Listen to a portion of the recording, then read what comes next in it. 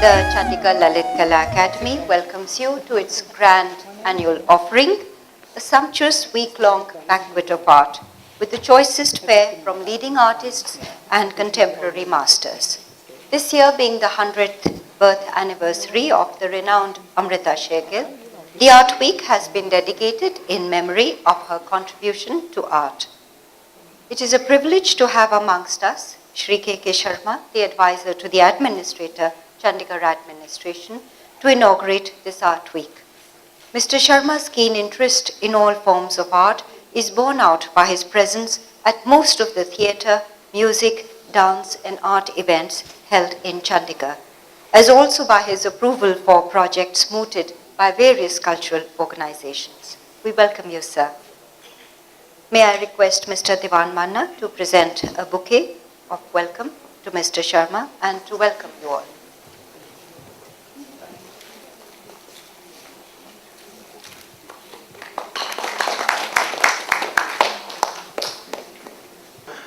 As we all know, I don't really need to tell all of you about Amrita Sher-Gil.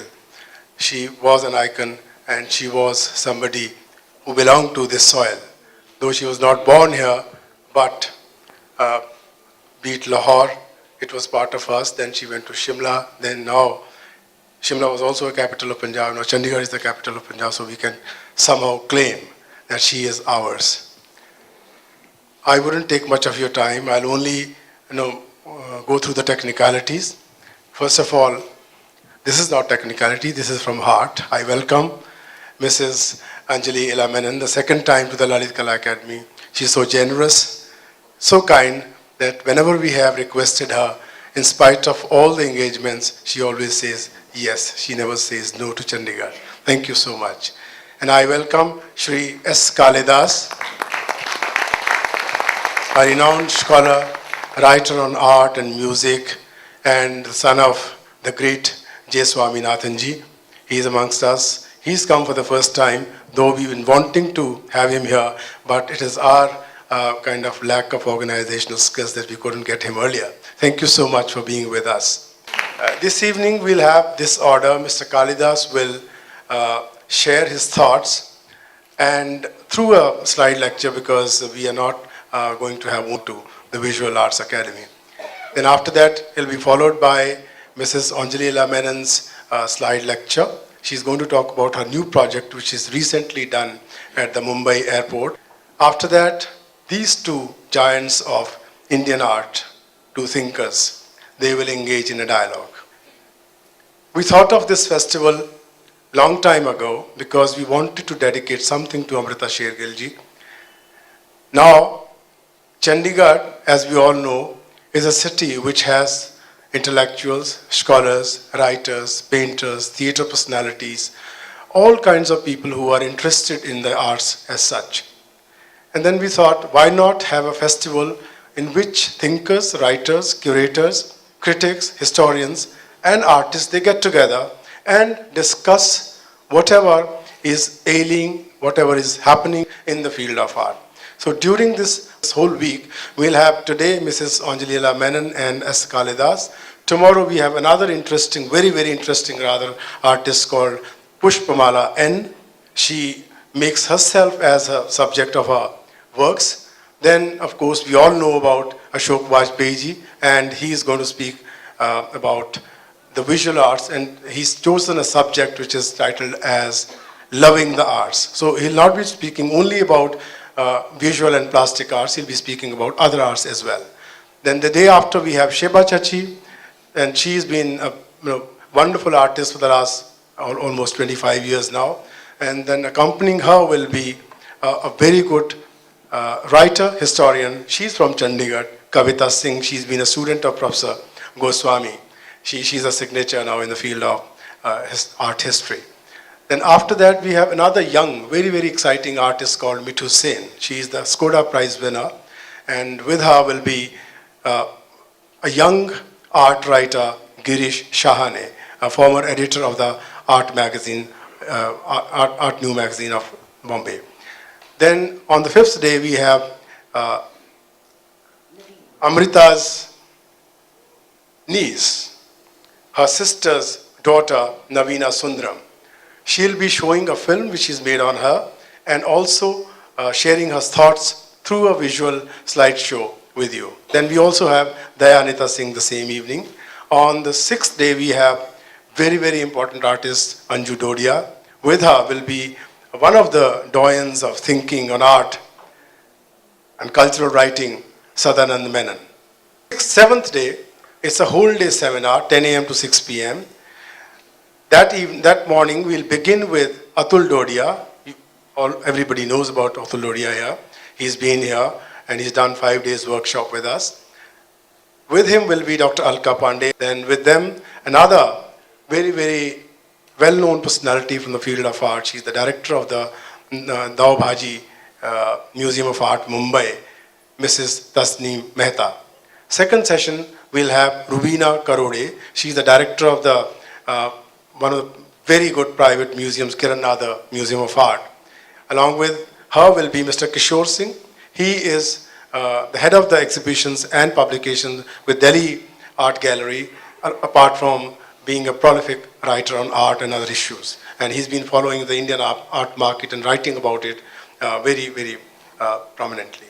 Then third session, we have Diwan Sundaram, nephew of Amrita Sher-Gil. He'll be talking about his recent works. Gaga Baka is one of the latest series, and what he showed at the Kochi Mosaic, that also. With him will be Nanak Ganguly from Calcutta. We have a very, very interesting exhibition of photographs. Umrao Singh Sher-Gil, father of Amrita Sher-Gil. And along with that, there is another very good exhibition.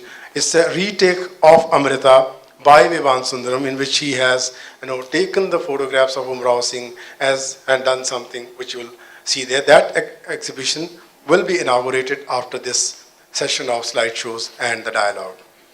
Now, I do not need to speak about Anjolie ji. She is one of the most innovative, most creative, most up-to-date, most contemporary, most productive artists amongst us, and probably very young in terms of her thinking, because that's why there are other artists also. We have requested her to be amongst this group, because apart from being creatively active for more than 5 to 6 decades, she's still contemporary. She still thinks about the contemporary themes and times. Thank you very much for being with us. Now I'll request Mrs. Judge to take over.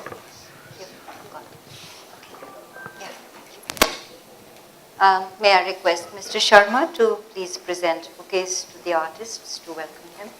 Thank you, sir.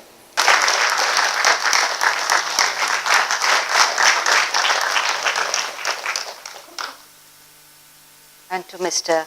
S.Kalidas.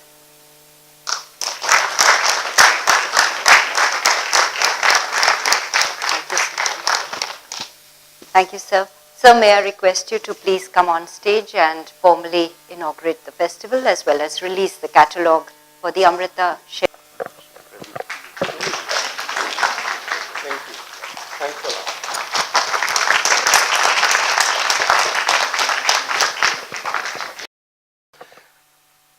Very good evening to all of you.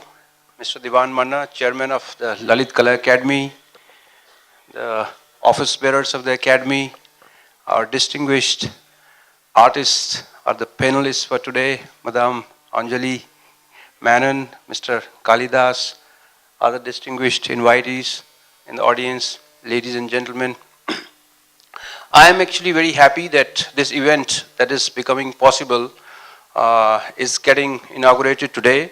And I would like to begin by congratulating the chairman of the Lalit Kala Akademi, Chandigarh, for yet another contribution to whatever is going on in the town of Chandigarh. In the Republic Day speech, when we were saying what we do, I did mention that Chandigarh, while it's known as the capital or the center point for education and health in northern India, it's also becoming the cultural capital of the northern region of the country. Now, I say that because we have here west of the contributions coming from people from Punjab, from Haryana, from Chandigarh itself, even though we are a union territory, but a lot happens in this town with the efforts of the community of artists, the community of writers, thinkers, and it's in fact very delightful to be participating in this from the administration side in supporting the efforts that are going on by different organizations. But today, I have been having some briefings from Mr. Manna as to the hard work that has been going on for getting people to Chandigarh. And these are not people that you pick up a phone and they will be excited to come. They are people who are our icons of the current times. And it's to bring only Ms. Menon could be difficult here, but to convince and to make a program where throughout this week, where we are going to celebrate not yet, one of our most important icons, Amrita Sher-Gil, and to have during this week a series of our national heroes and heroines, if I may use that word, to be participating in this week. I personally feel very delighted, and I hope so you feel in the audience who are some regularly coming to Lalit Kala Akademi programs and others who might be here for the first time. So, Mr. Manna, congratulations for that.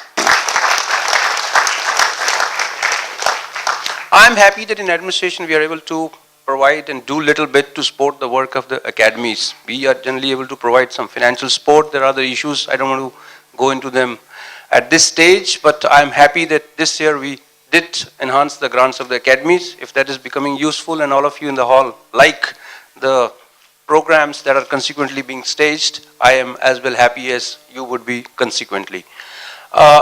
Personally, art for me, and I would say with my experiences, little readings here and there, art only makes us better humans. You read here and there, and there is this saying that art takes out the darkness from the human minds as well. Now, historically, we have Professor Goswami sitting in the audience. I should be not perhaps attempting bigger narrations on art, but at the same time, I heard recently somewhere that if you talk of the human history, the experiences of different societies for the millennia, the best experiences of those societies and civilizations have been captured in the art forms of that particular period. If that be the case, I think it's a good question to wonder what art does and why the collective thought of the society manifested by the artists of that particular period, it gets retains. So our heroes and the heroines from the world of art today are perhaps doing that, what's going on in our country, and they're trying to capture it in one way or the other. The second thing I learned some time ago is that an artist is standing between where the world is today and how the world should be in the future. So an artist is actually looking into the future. There are always conflicts in the society. Modern artists, contemporary artists, they're disturbed by certain things, they're pleased about certain things, but they're wanting to see how the society must look into the future. So that's why they create these works. Sometimes we mortals, by using the word mortals, that some of us who are not exposed to art, are not able to capture what the artist is trying to say through the particular painting which we may not understand sometime, or a particular piece of artwork which we may not understand. There comes the role of programs like this, where we are not only hearing about an artist, but an artist is herself coming to the stage, and as I'm particularly myself also looking forward to listen to you, ma'am, we hear from the artist about what that painting is. So I think it educates us, it helps us in understanding, not only at the end of the day, her work, but through this, we will be also perhaps in a position to understand similar artworks or more artworks. So that way, this event of today, your contribution, ma'am, is huge learning for the towns, and I think each person sitting in this audience, in this hall, is hugely privileged to have you here personally, and Mr. Kalidas, you yourself, looking from an author's perspective and conversation. I'm sure it's going to be very exciting. So I was only saying that listening from the artist about her work, about her life story, can be hugely exciting. We are here today, the festival, Amrita Sher-Gil week.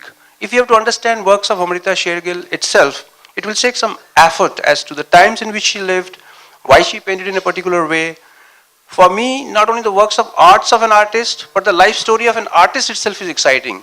And here we are getting a combination and treat of going into the works of art of that artist and getting to know about the artists of her life journey. Hugely interesting. Similarly, the life journeys of our contemporary artists are very exciting to me as to how they think, what motivates them, what are their, driving forces. So all this, Mr. Manna, you're bringing, I was just trying to have a count, I think about 18 or 20 very important personalities of modern India are here. I would not go on beyond this. Congratulations. Thank you to the guests who are here today. And if there are in the audience other guests already here, I welcome them as well. But I particularly welcome Madam and Mr. Kalidas today. And with these words, once again, looking forward to a successful start of the week and also the culmination of the week during the next 7 days. I would request you that if there are more space in the hall, we should get people from our College of Art and other places, other people, so that they can get an opportunity to get this occasion. I could say more in the sense that whatever is happening today, Lalit Kala Akademi has been capturing it on their websites and making videos and of the slides and the lectures. So it's not only that we are of course hearing it live, but the fact that these things are also getting documented, I think that's a huge contribution, adding to the national archives in that sense, of the living experiences, the works of art. So great, congratulations. So let's get going in.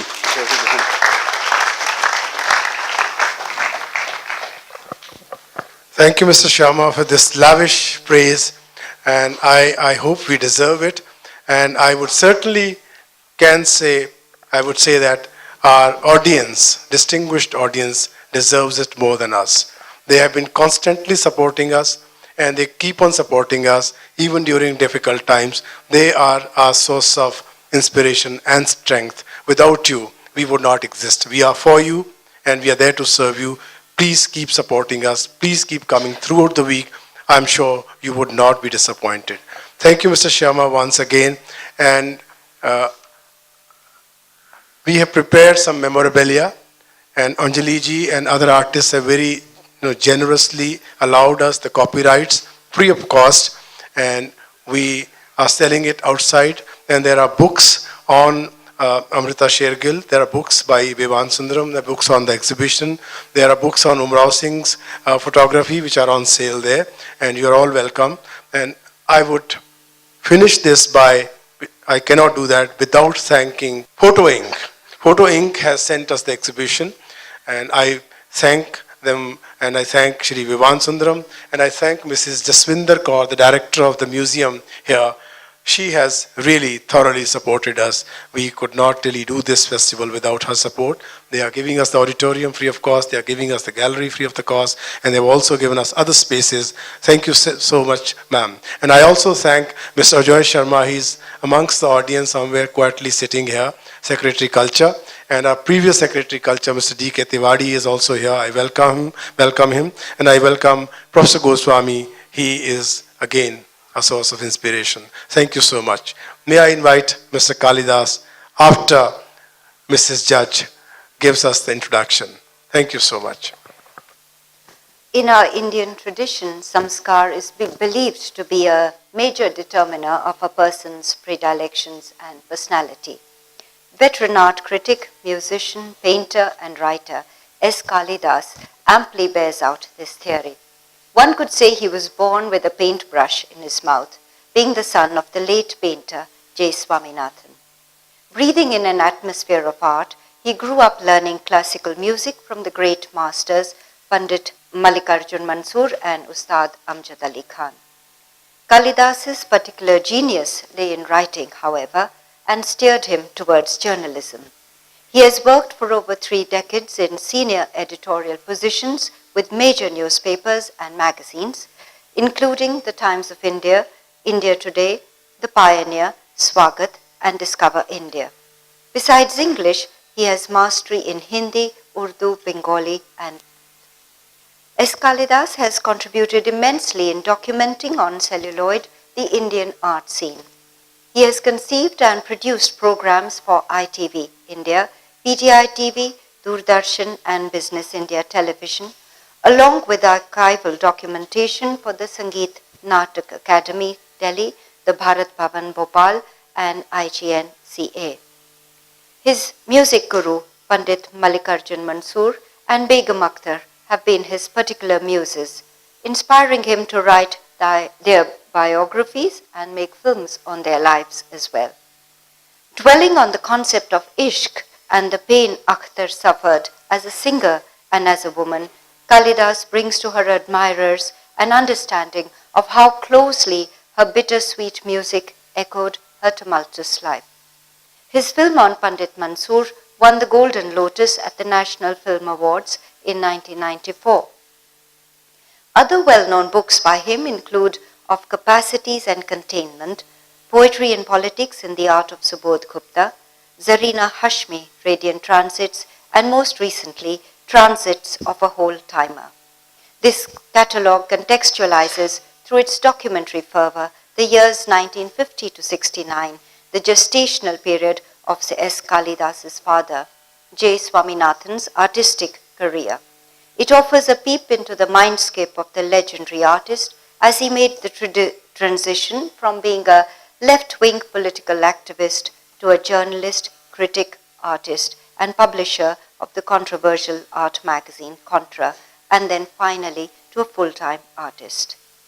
S. Kalidas has twice been a Fellow of the Department of Culture, Government of India, lecturing on Indian art and classical music at universities and museums abroad. Today, he shall take us on a reflective journey of decades of transit and then engage in dialogue with Ms. Anjolie Ela Menon. We welcome you, sir, and request you to please take the stage. Thank you.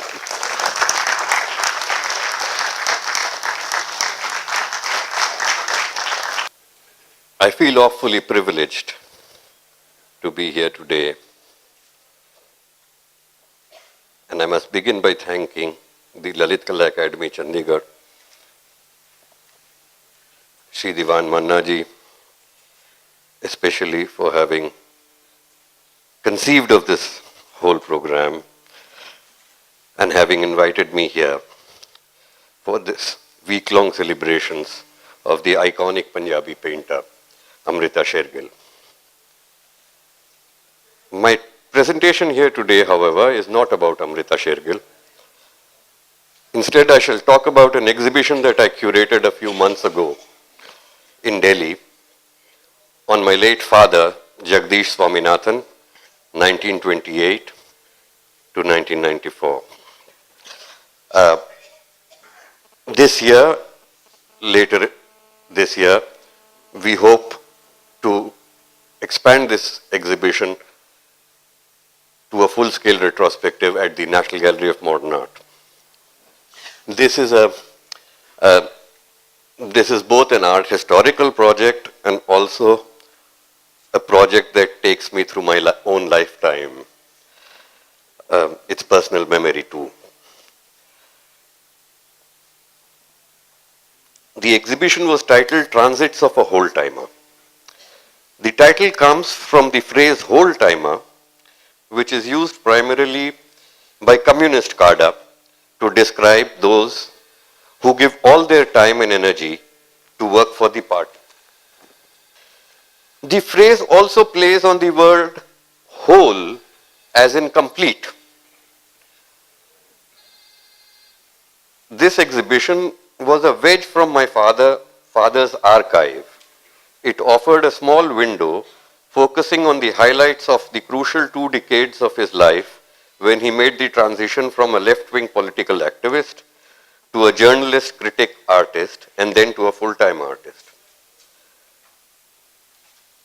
Through an art historical display, it narrativized his life through vignettes of his autobiographical notes, some early drawings and illustrations, and sketches from his exercise books, some family photographs, some letters written to him by his colleagues and friends, his early catalogues and photographs of early works, all spanning roughly 2 decades from 1950 to 1969.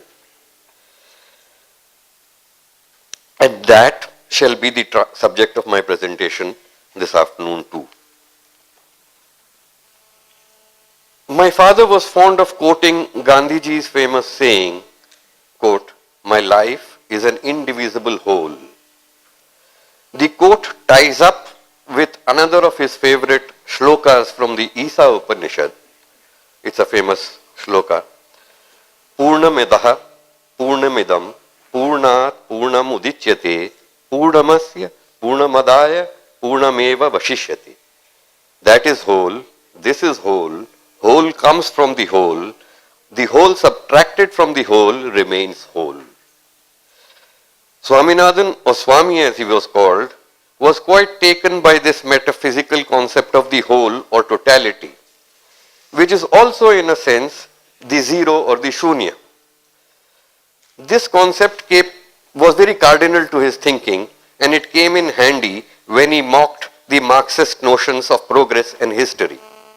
Having been a Marxist himself throughout his youth, only he could mock at Marxism with the strength of the Isa Upanishad. Progress, he said, assumes a beginning and thus a creator. How can there be progress? How can there be progress in infinity, he argues.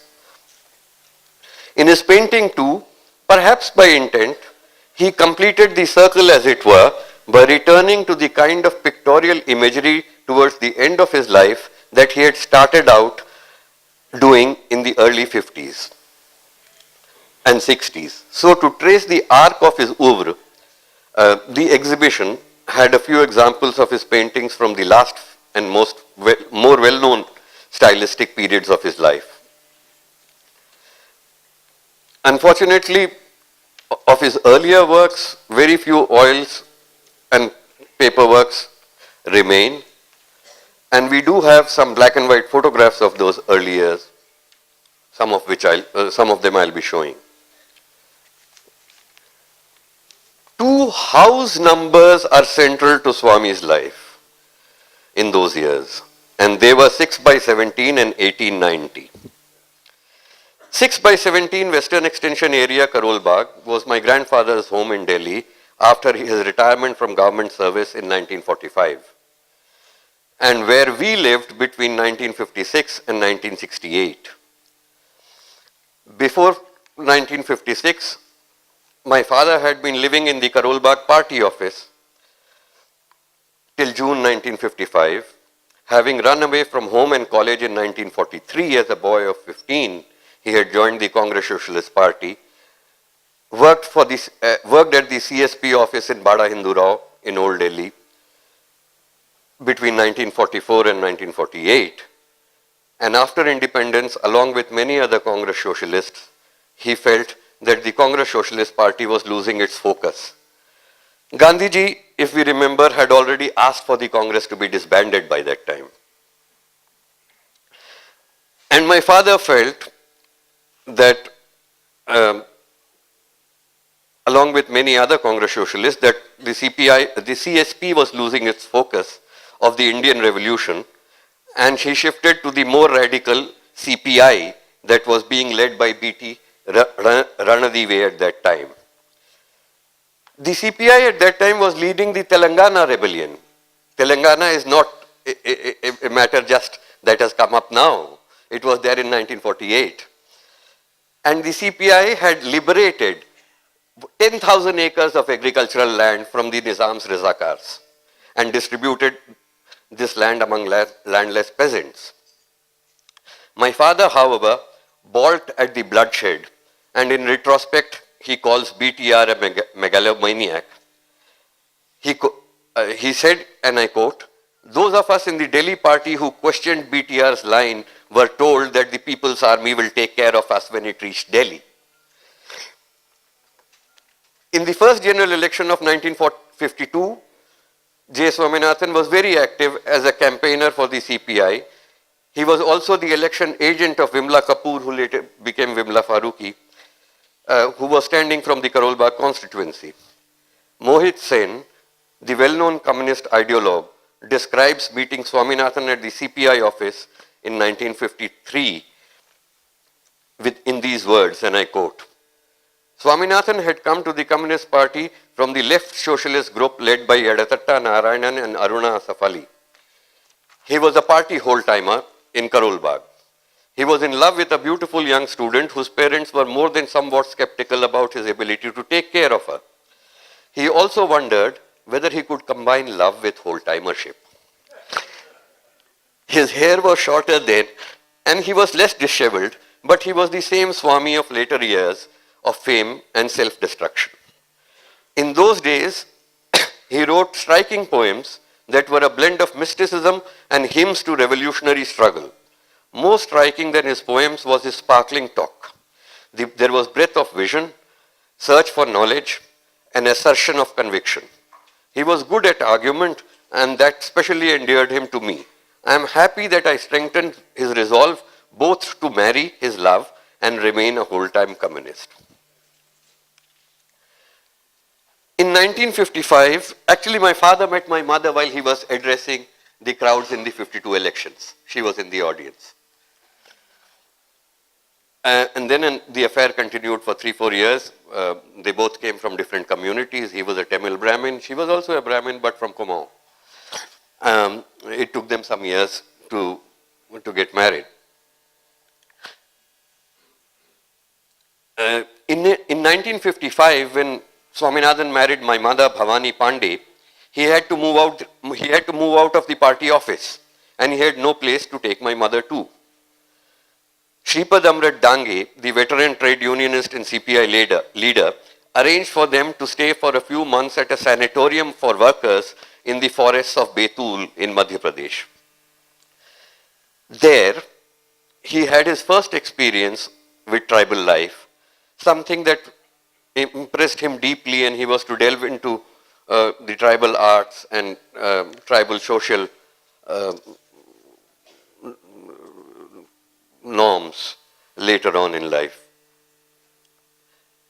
It was only when my mother was about to give birth to me the next year that my grandfather relented, and she and my father were given a room in the family home 6/17 Karol Bagh. 6/17 WEA is situated on a street off Ajmal Khan Road. It was not a large house, but it was always a full house. It was filled with Swami's siblings, their children, visiting relatives. It was also a very Tamil Brahmin house with festivals, marriages, daily prayers and rituals, where my father was largely absent. He appeared only late at night, often quite routinely drunk and high on alcohol. Occasionally, my father's friends would come and stay with us. And especially, I remember Ambadas, Himmat Shah, Jairam Patel, Ghulam Mohammad Sheikh. They all came and stayed for short visits in that house. The Mexican poet and diplomat Octavio Paz also visited that house. And Swaminathan lived there till 1968, when he could afford to rent a flat of his own in South Extension in South Delhi. The year that my father moved to 6/17 WEA was 1956. That was also the year when the Hungarian uprising took place, and it was the year of my birth. That year, he resigned from the Communist Party of India to protest against the Soviet takeover of Hungary, and he picked up on his childhood love of painting. He had been a prolific painter in his school also. He writes, and he used to tell us that all the school walls were full of his drawings and portraits of national leaders and so on. He joined the evening classes at the Delhi Polytechnic, which is now the Delhi College of Art. Bhavesh Sanyal was the principal at that time, and he came under the spell of the Bohemian artist teacher, Sailos Mukherjee. About him, he writes very lyrically in his memoirs. Sailos Mukherjee was also the teacher of a whole range of Delhi artists of that period, beginning with Rajesh Mehra, ending with Manjeet Bawa. Arpita Singh, Paramjeet Singh, many. The years 56, 57 saw him tentatively doing some sketches and exercises, and he made several illustrations for popular Hindi journals and English publications to earn a living. And these included some portraits of his family, close friends, some still life studies, landscapes. And they are drawn in a variety of styles, some quite openly simulating the styles of a Matisse or a Picasso or even a Ram Kumar. A few of these sketches have survived along with some family photographs from those years, and these I call the pictures of love, home, family and friends. May I have the first sequence of slides, please? So this was the window from his room in 6 by 17. It's a window looking out. Next. And against the same window, a newborn S.Kalidas is being kept entertained by his aunt. Next.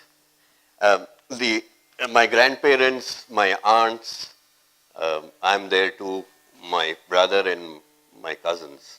That's 6 by 17 Karol Bagh. Next, please.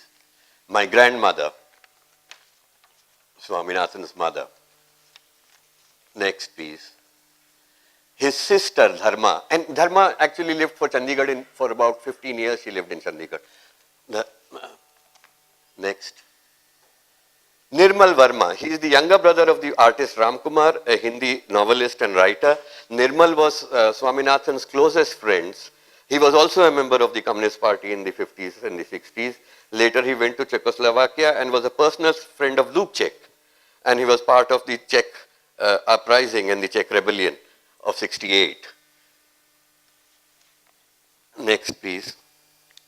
My father's portrait of my mother from 56. Next, please. An early illustration, pen and ink illustration, again 56. Next, please. Sketch from 57, very much a la Ramkumar. Next, please. A landscape a la Bengal school or whatever. A stylized landscape in the mode of Silos Mukherjee. He later made an oil painting which simulates this landscape. Thank you. In 1958, J. Swaminathan got a scholarship to study art in the Academy of Fine Arts in Warsaw, Poland. Diwan Manna was another Indian artist who was also studying there at that time. However, my father could not complete his 2 years in Poland. He got homesick, and also we ran out of money. He returned to India the next year in 1959.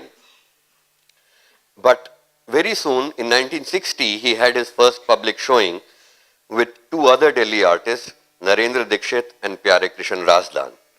That is the Academy of Arts in Warsaw, Poland, as it is today. Next, please. That is him in the winter of 1958 in Warsaw, in front of his hostel. Next, please. With his friend Diwan Manna in their room in the hostel in Warsaw. Next, please. His first catalogue of his first exhibition. 3 self-portraits, Swaminathan, Razdan, Dixit. Next, please. Close-up of his self-portrait from 1960. Next, please. Narendra Dixit and Swaminathan in front of 6 by 17 Karol Bagh.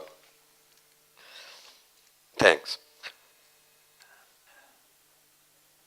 Between 1960 and 64, Swaminathan had 6 exhibitions in Delhi and Mumbai. 3 were solo shows and 3 were group shows. His style was also constantly changing and evolving through these years, from the cave or rock painting inspired paintings of bisons and cattle to Tantra inspired canvases of Yoni and Shunya. He tried to root his modernist idiom in the Indian tradition. This is a work from 63. It is now in Switzerland with the daughter of Rashna Imhasli, who is the daughter of Keku Gandhi, who used to run the Kemold Art Gallery in Delhi and Bombay at that time.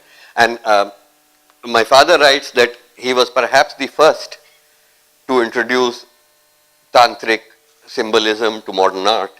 Long before Birende and Raza did it, they did it about Birende did it a decade later and Raza, of course, 15 to 20 years later. But my father did it only for a very short brief. He did it only for 2 or 3 years. And these works are very hardly seen in India anymore. This work was called the Yoni and the Shunya series. Next, please. This work is in the collection of the writer, philosopher Mukund Lat in Jaipur. It's a watercolor, again vaguely using tantric symbols. Next, please. This work was bought by Pradosh Das Gupta, who was I think the second director of the National Gallery of Modern Art for his personal collection. It is now with their sons. Again, a neo-tantric work from 63. Thank you. Writing about the early 60s, and I quote from my father's autobiographical notes, he writes, "The famous teacher and artist Birende had just returned from USA after finishing his Rockefeller Fellowship. He held at that time that abstract expressionism was the last word in painting. Now we were getting a little fed up with this kind of nonsense. We had already heard that Sayyid Haidar Raza and Akbar Padamse were talking about centrality of the school of Paris.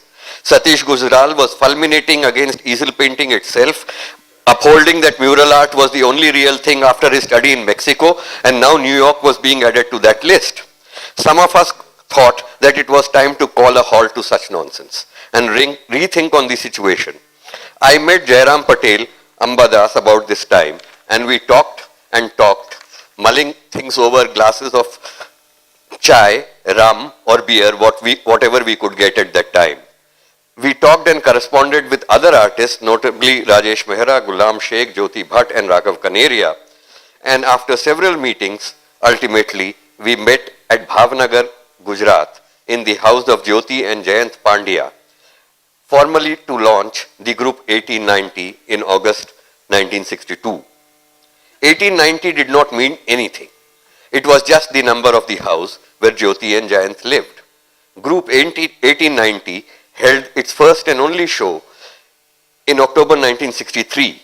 It was inaugurated by Jawaharlal Nehru and introduced by Octavio Paz. J. Swaminathan wrote the manifesto for the group. Having been a communist, he had to write manifestos, of course. So he wrote a manifesto for the group. Introducing the group, the then Mexican ambassador and poet Octavio Paz has written, "These young men make me think of those adolescents who run away from their homes moved by an irresistible impulse. They don't know where they are going, but they know that someone, somewhere, something awaits them. Call it love, death, art, truth, fraternity, self-knowledge, unity with the absolute, revolution, revolt, revolution. These young men hear the marvelous call. They rise and abandon their family, their gods, their native towns without looking back. They go in search of the encounter." There were a couple of occasions in the mid-60s when attempts were made to hold more joint exhibitions of Group 1890, but logistics and divergent individual life paths prevented them from happening. Swaminathan himself probably had become indifferent to the idea of the group itself. For him, perhaps, the 1890 moment was over. Even if the movement to acquire a national identity on the stage of international modernism was very much on. That was the catalogue of Group 1890 exhibition. Next, please. That was the manifesto. Next, please.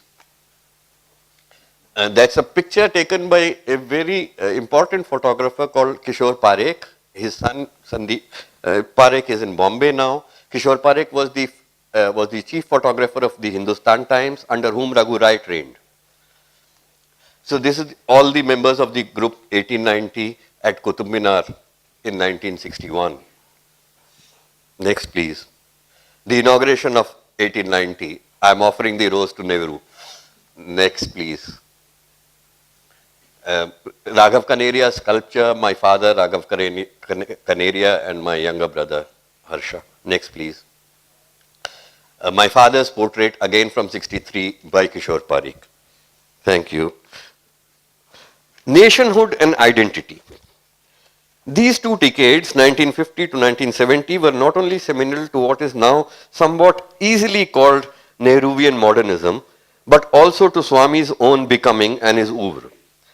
These were decades when his often contrarian polemic and his rapidly evolving art practice were beginning to impact the Indian art scene, and as a self-proclaimed stormy petrel in a heady and tempestuous binge, he was set on taking the Indian art scene on. The stormy petrel is a small bird that rages against the tempest.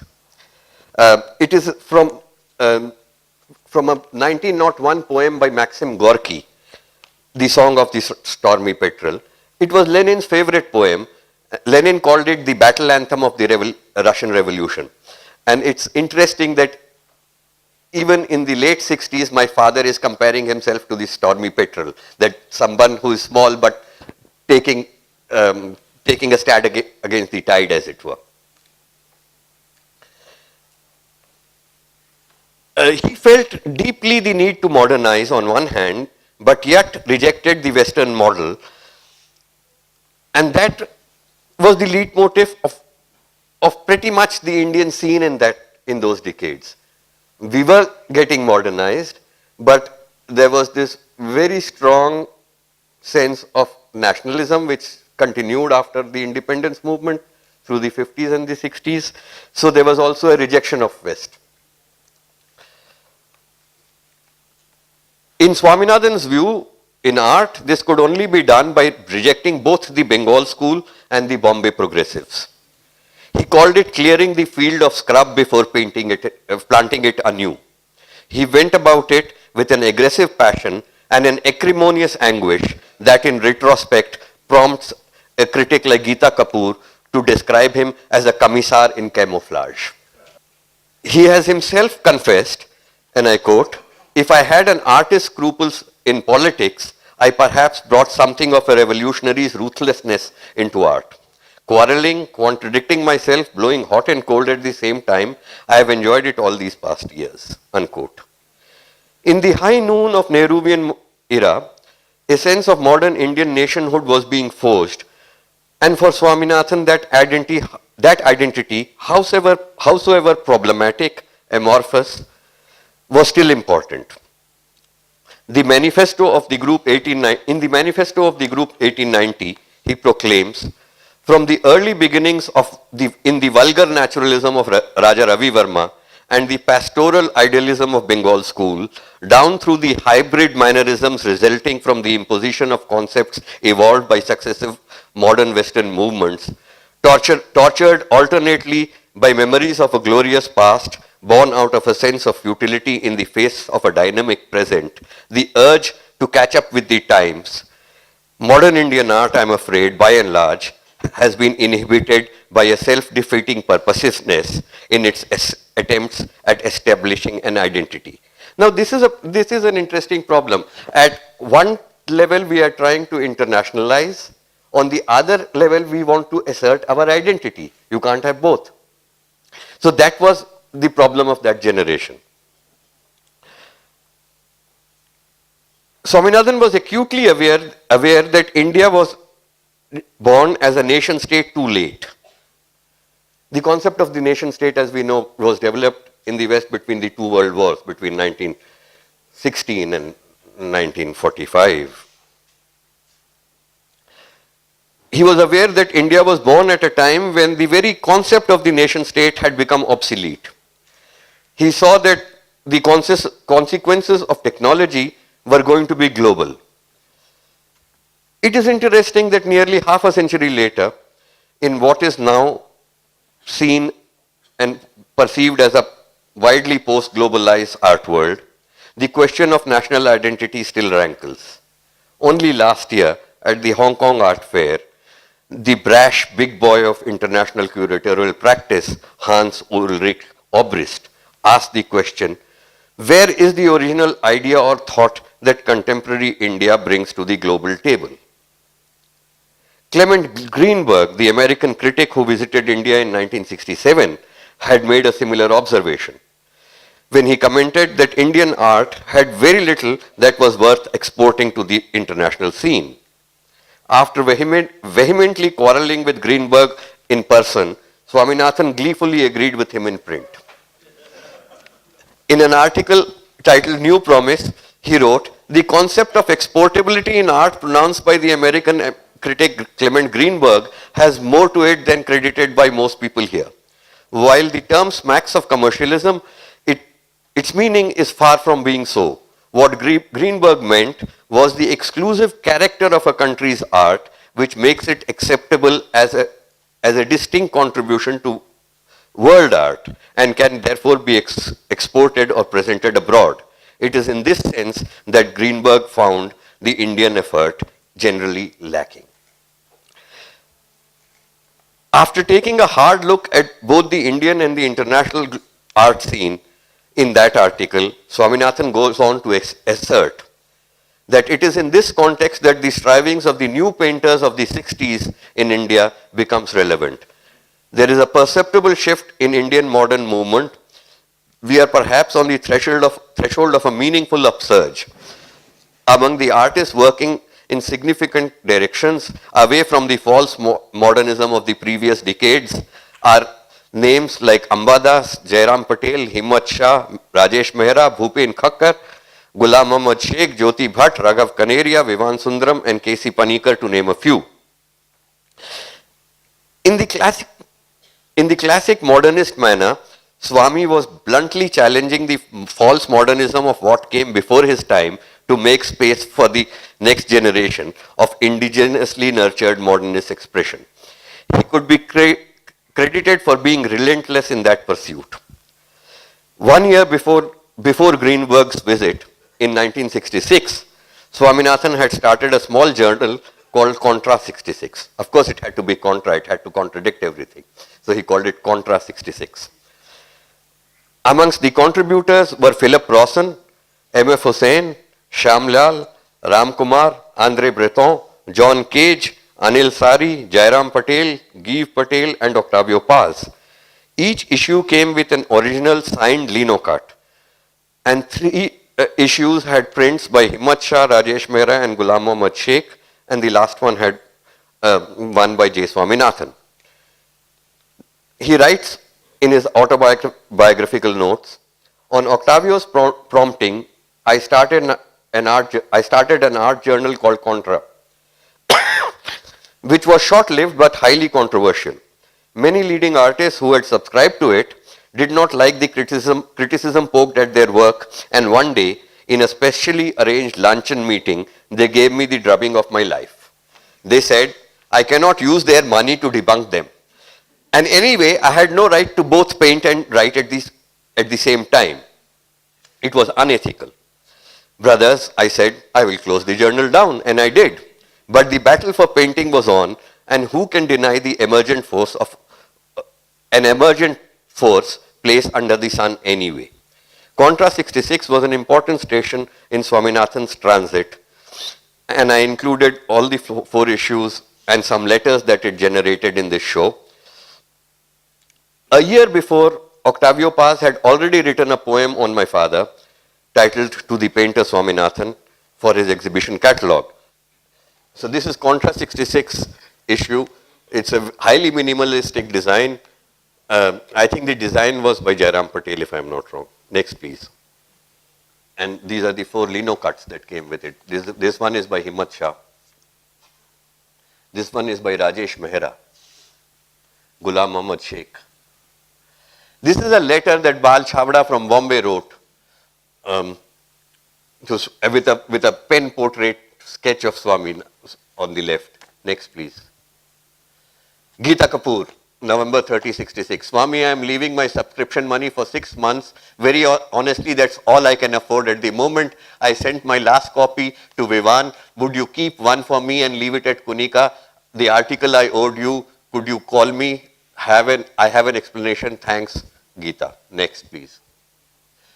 Krishan Khanna, saying that he was sending him 72 rupees. Next, please. Vivan Sundaram had, when Contra closed down, Vivan had reached London. He had got his Royal College scholarship. So he sent a Paul Klee card, and the image there is called They Are Biting. It's a painting by Paul Klee. It's a fisherman who's fishing. Next, please. That's Vivan's card to Swami. Swami, don't let them. They are biting. Send me the mag. Gita will give you the money. About London later.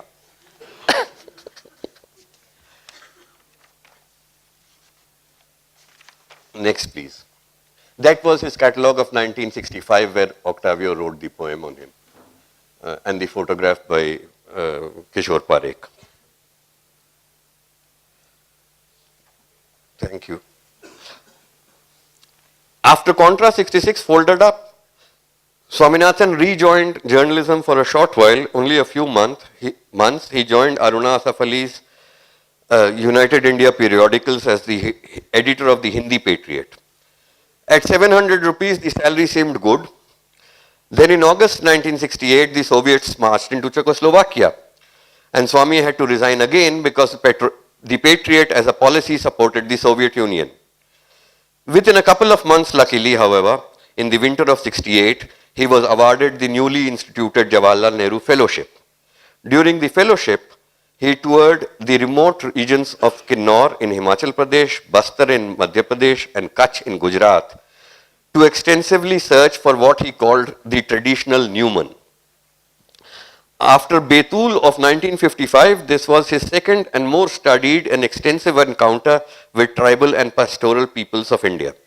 The plight of these indigenous people in free and democratic India moved him deeply, and amongst his papers there is a handwritten note written in 69, where he laments, "What is the price that civilization extracts from the so-called backward communities for the dubious benefits it forces upon them? Everywhere, except for pockets where they have been able to offer organized resistance, the tribal and the pastoral communities in India have been subjected to the most ruthless exploitation by the onward march of money economy. Free and democratic India has not been able to defend and safeguard the lives and cultures of these children of nature. Their steady ruination at the hands of the Sahukar or the contractor makes a terrible tale of human suffering and woe." He ends the note with an ominous prediction that anticipates the Maoist upsurge of today.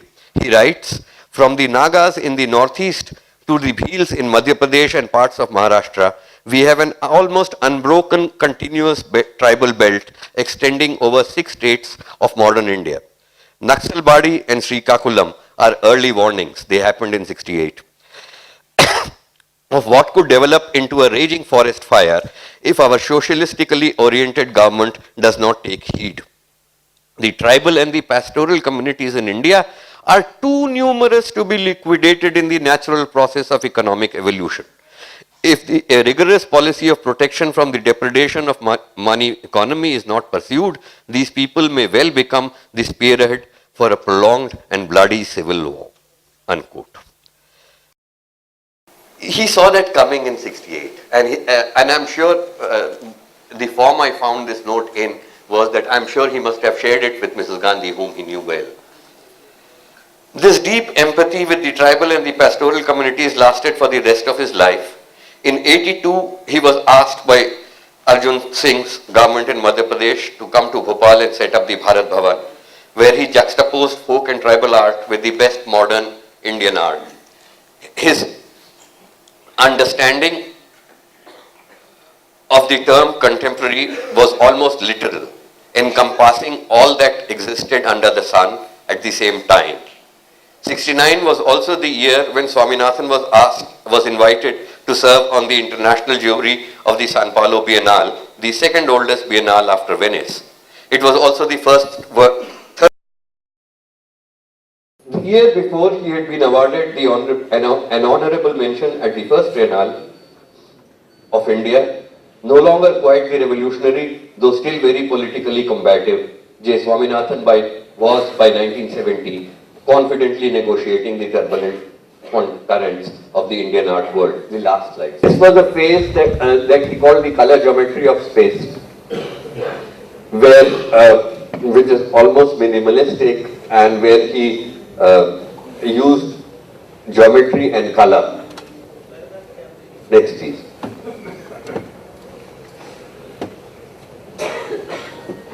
Next, please. That's a postcard from Octavio appreciating that phase of painting, the color geometry of space. Next sequence, please. The seventh one. Yeah, that is the card that on the New Year of 1970, Ghulam Mohammad Sheikh makes a collage and sends it to J. Swaminathan, who has just returned from Sao Paulo. So he depicts Swaminathan planting the flag of India in Brazilian soil. The next slide, please. And by 1970, Swaminathan arrives at his most well-known and iconic phase of painting, which he called the bird, tree and mountain. Actually, there's an interesting story here with Anjolie Ela Menon sitting here. I would like to recall that these years between 1890 and 1970, that is 1963 to 1970, were very, very difficult years for him, because he was no longer interested in doing journalism, so he was not earning much money, and of course in those years there was very little money in art. And he was trying various things, and he was looking for jobs, and a much senior Pupul Jaikar and a little junior Anjolie Ela Menon both found him jobs, one at Lovedale and the other at Rishi Valley. He went to Rishi Valley, and Anjolie had also arranged for him to get a job at Lovedale. But somehow we were all told that he'll come back and he'll take us, because he was joining this boarding school as an art teacher. But something happened on the way, and he decided not to. What happened on the way was that he probably got drunk and high, and he saw this wonderful landscape between northern Karnataka and southern Maharashtra, with those wonderful outcrops of rocks and birds, flying along those rocks. And they stayed in his mind, and he started this series of paintings called Bird, Tree, Mountain, which became a hit. He no longer had to work. Thank you.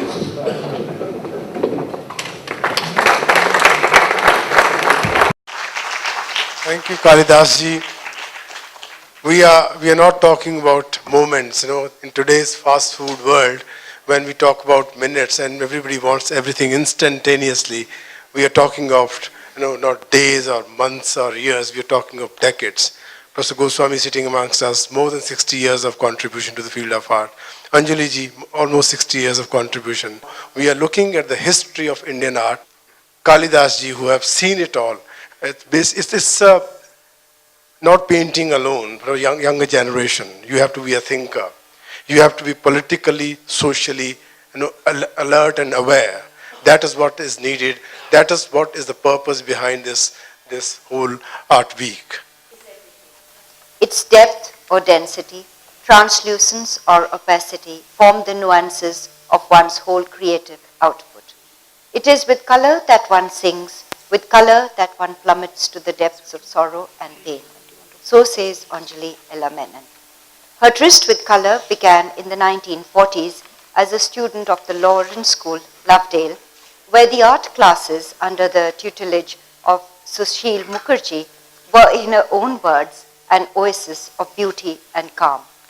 Students were given total freedom, their imagination kindled by pictures and tales of impressionist painters and their artworks. I make particular mention of this as Amrita Sher-Gil's biography refers to her unfortunate first experience with an art teacher who was so strict and such a perfectionist that Amrita soon lost her interest in drawing. But in Ms. Anjali's case, her teacher enabled her to make up her mind to wield the palette knife and not the surgeon's scalpel, as her parents had planned. A brief stint at the JJ School of Art followed. There was acquaintance with the works of Hussain and Mohan Samant, both of whom influenced her greatly. Modigliani and Amrita Sher-Gil were other inspirations at that time. At 18, her own works were showcased in solo exhibitions in Mumbai and Delhi. Impressed by her creative genius, the French government offered her a scholarship to study in Paris, where she learned fresco painting. Western modes of thought instilled by her American grandmother were now supplemented by travels in Europe, leading to a study of Romanesque and Byzantine art. The eclecticism of Ms. Menon's education can be gauged from her study of English literature at Miranda House in Delhi, her keen interest in jazz music, plays, and Ingmar Bergman's films. A similar eclecticism in terms of styles and themes is visible in Ms. Menon's paintings over the years. If marriage and motherhood produced a series of Madonnas in Child, it was a trip to Russia that resulted in icon-like paintings. European influences unfolded in dramatic visuals of nudes in verdant settings. Interestingly, Menon finds her muse in lively urban spaces, in Mumbai's Muhammad Ali Road or the INA Market, Delhi. "I'm quite obsessed with flea markets," she confesses. Though she normally prefers to work with oil on masonite, she's also worked with media such as glass, acrylic, computers, and ceramics.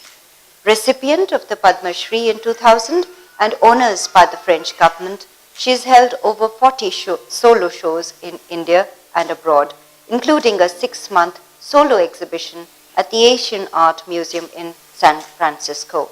Her commissioned works grace many public spaces. Today, she will speak to us about the making of a mural. At the outset, I have to thank Manna for inviting me. And it wasn't that I was being generous in coming.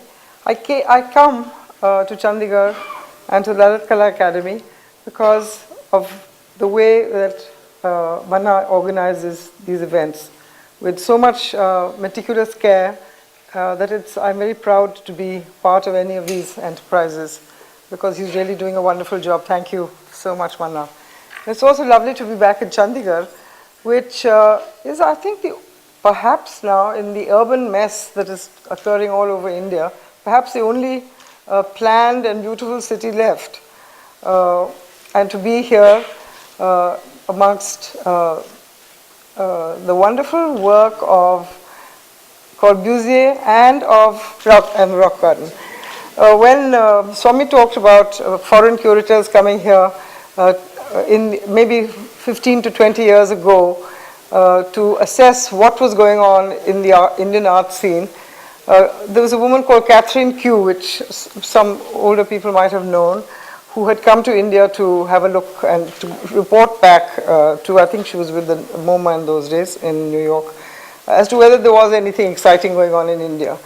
And she said, the only exciting thing that I saw in India was Nek Chand. And, but I don't think we should forget Nek Chand and his work, because I think that it was very much prophetic. His work was very prophetic. When you see the kind of work that is being done today, which is not paintings to be hung on a wall, but work that has been made out of junk, and this whole amazing rock garden that he made, and the sheer originality of it, I think that we have to honor Nek Chand, and I think you're very lucky that you live in Chandigarh and are living here amongst his works.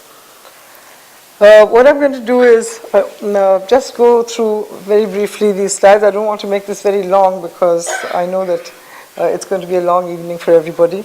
Now that, we talked about Sushil Kumar Mukherjee, who was my art teacher in Lovedale, where I studied and I later taught there. He was an extremely inspiring man.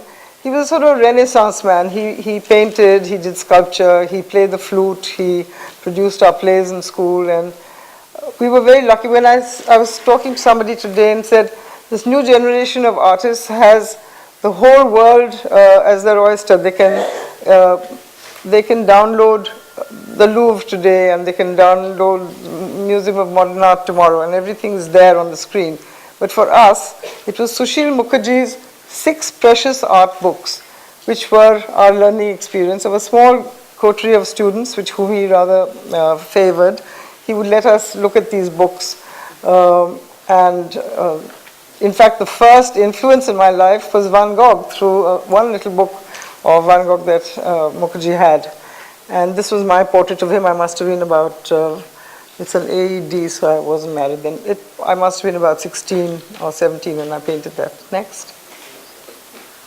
When I was around 18 or 19, Pupul Jaikar, who was also a family friend, but she was my mentor in many ways. Both Hussein and Pupul mentored me in a wonderful way.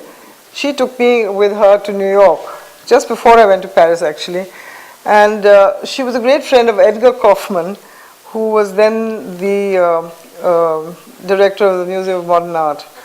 And Edgar had what was called Falling Waters, which was Frank Lloyd Wright house, which jutted out over a forest. And we had the great privilege of going and actually living in that house. It's now become a museum. And one had thought very naively when one was that young that America's streets were paved with gold, until I was taken by Pupul and two other friends of hers to listen to some jazz in Harlem.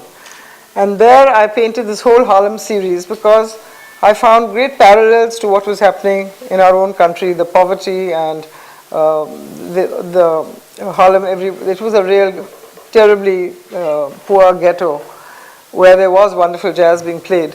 And I did this whole series in Edgar Kaufman's. I had a barn full of paints which he used to have young painters come and work there. And I painted this whole series called Harlem. Next. Then I come back, and we jump a bit, I come back and I get a scholarship to go to Paris. And I've been talked of by many critics as being a complete maverick. I never fitted into any of the movements of Indian art. I didn't belong in any school or sector of thought or processes.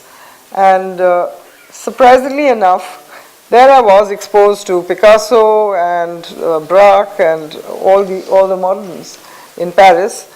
But instead of I was very homesick, and instead of responding to that, I sort of plunged backwards into time, and I was very taken with the early Christian art, where I saw these stark figures.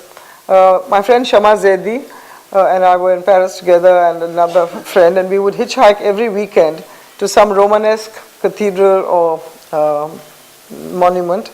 And I was very influenced by both Vézelay and many places like Chartres, which had absolutely beautiful, and the starkness of those figures influenced me and continue to influence me even now in my work. Next. I'm sorry, the chronology is a bit different. This is after I got married, when I came back from Paris, and that was when I was expecting my first child. Next. What really drew me to the Romanesque art was, as I said, the very strong frontal figures, which it wasn't particularly involved with perspective. And I saw Christ as, he came from the Middle East, and I saw him as a black bearded son of a carpenter. And those early Romanesque Christs and Madonnas were like that, very, very strong, and very unlike the blonde and blue-eyed version that is now put out by the church, where I don't think Christ was either blonde or blue-eyed, also soft-looking. He was really a very strong, and I've painted many, many portraits of Christ, or imagined ones. There again. This was painted much later when we'll come to that soon, when I had started to paint this Open Heart series. Next. These were painted, there were years when I spent in Russia. We were in Vladivostok, where my husband was in the Navy, and he was bringing back submarines for India from there. And we spent 2 extremely bleak years there. And the only aspect that I didn't mind, it was bitterly cold, 30 degrees below zero. There was absolutely no culture, there was no theater, there was no music. So on Sundays, I would escape from the children, who were very small, and go to the local church, which was a wooden church, and it had icons from floor to ceiling, because many people would bring their icons to the church when they were dying, because their children, it was the height of the Soviet Union, their children did not believe in God and would probably desecrate these icons. So I used to go there, both for the music and to look at these wonderful paintings. Next. Another Madonna. Next. I call this the Madonna of Merriweather Road. We spent many years in Bombay, and around at the back of the Taj, there was a huge, in those days, the days of the hippies, there were these hippies who were constantly on drugs and very, very ragged and poor. But this family used to sell newspapers at the crossroads, and under the grime and filth of her visage, there was this very beautiful woman, and I painted her in a whole series of paintings. Next. This again is a very very new painting.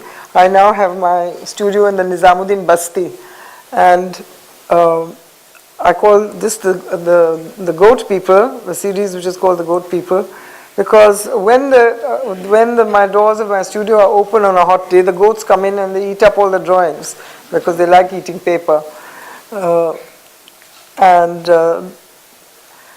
We celebrate, we're just next to the Dargah, and we live by the sounds of the Azan 4 times a day. And these are the people who are in the Basti and who continue to inspire me now. But there is a certain connection between this man and the rather iconic religious figures that I used to paint. But that the stillness and the full frontal solidity of the figure continues through, even when the inspiration changes, subject matter changes. Next. The theme of the mother and child, the mother and the son. I had 2 sons. One whole period of my work was full of their toys, which were shown in the paintings. The adjuncts to the paintings where the toys lay about and the kites flew in the sky. Aeroplanes, kites and balloons fill those paintings of that era when the boys were growing up. It's also a device which I often use of a picture within a picture. And here you see the reflection of the woman on the table, where they perhaps are sitting and maybe about to have a meal or play a game. Next. In the 90s, I had sort of got a little bit, we all get jaded and we get stuck in the trap of our own, the cliches of our own making. And I felt that I wanted to do something different. And this was a series where I very deliberately engaged with the kitsch of calendar art, of the circus and of the street. Because I still feel even today that we feel that we are high artists, where the calendar art is the low art, which many artists have in the past despised.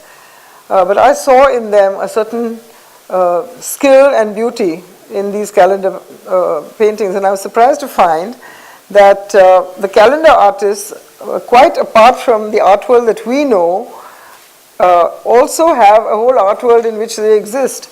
And for instance, if one of them, they usually hang out in places like Sivakasi, where if one of them, their Ganesh, the image of the Ganesh is selected, it goes into a print run of 50 lakhs sometimes, 50 lakhs images.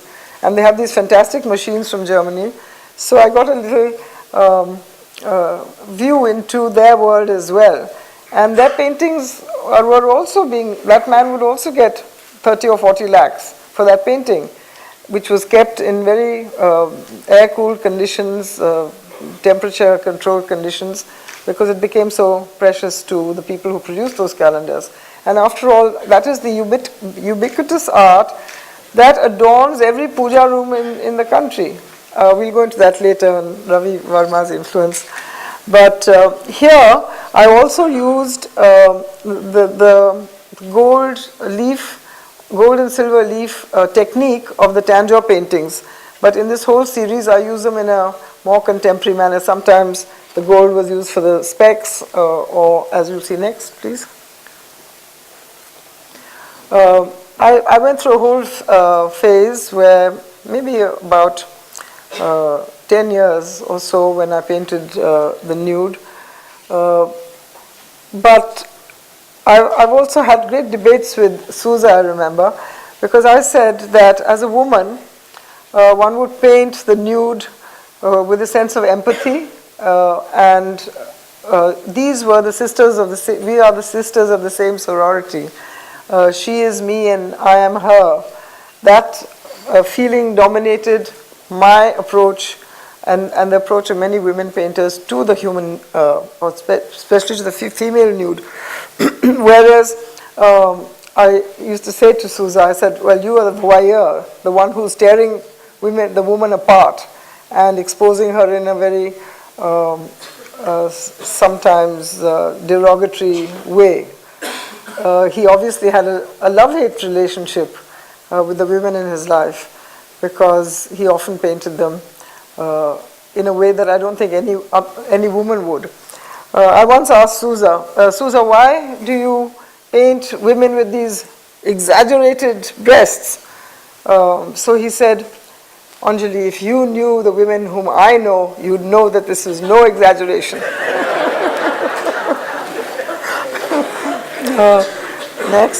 Next, please.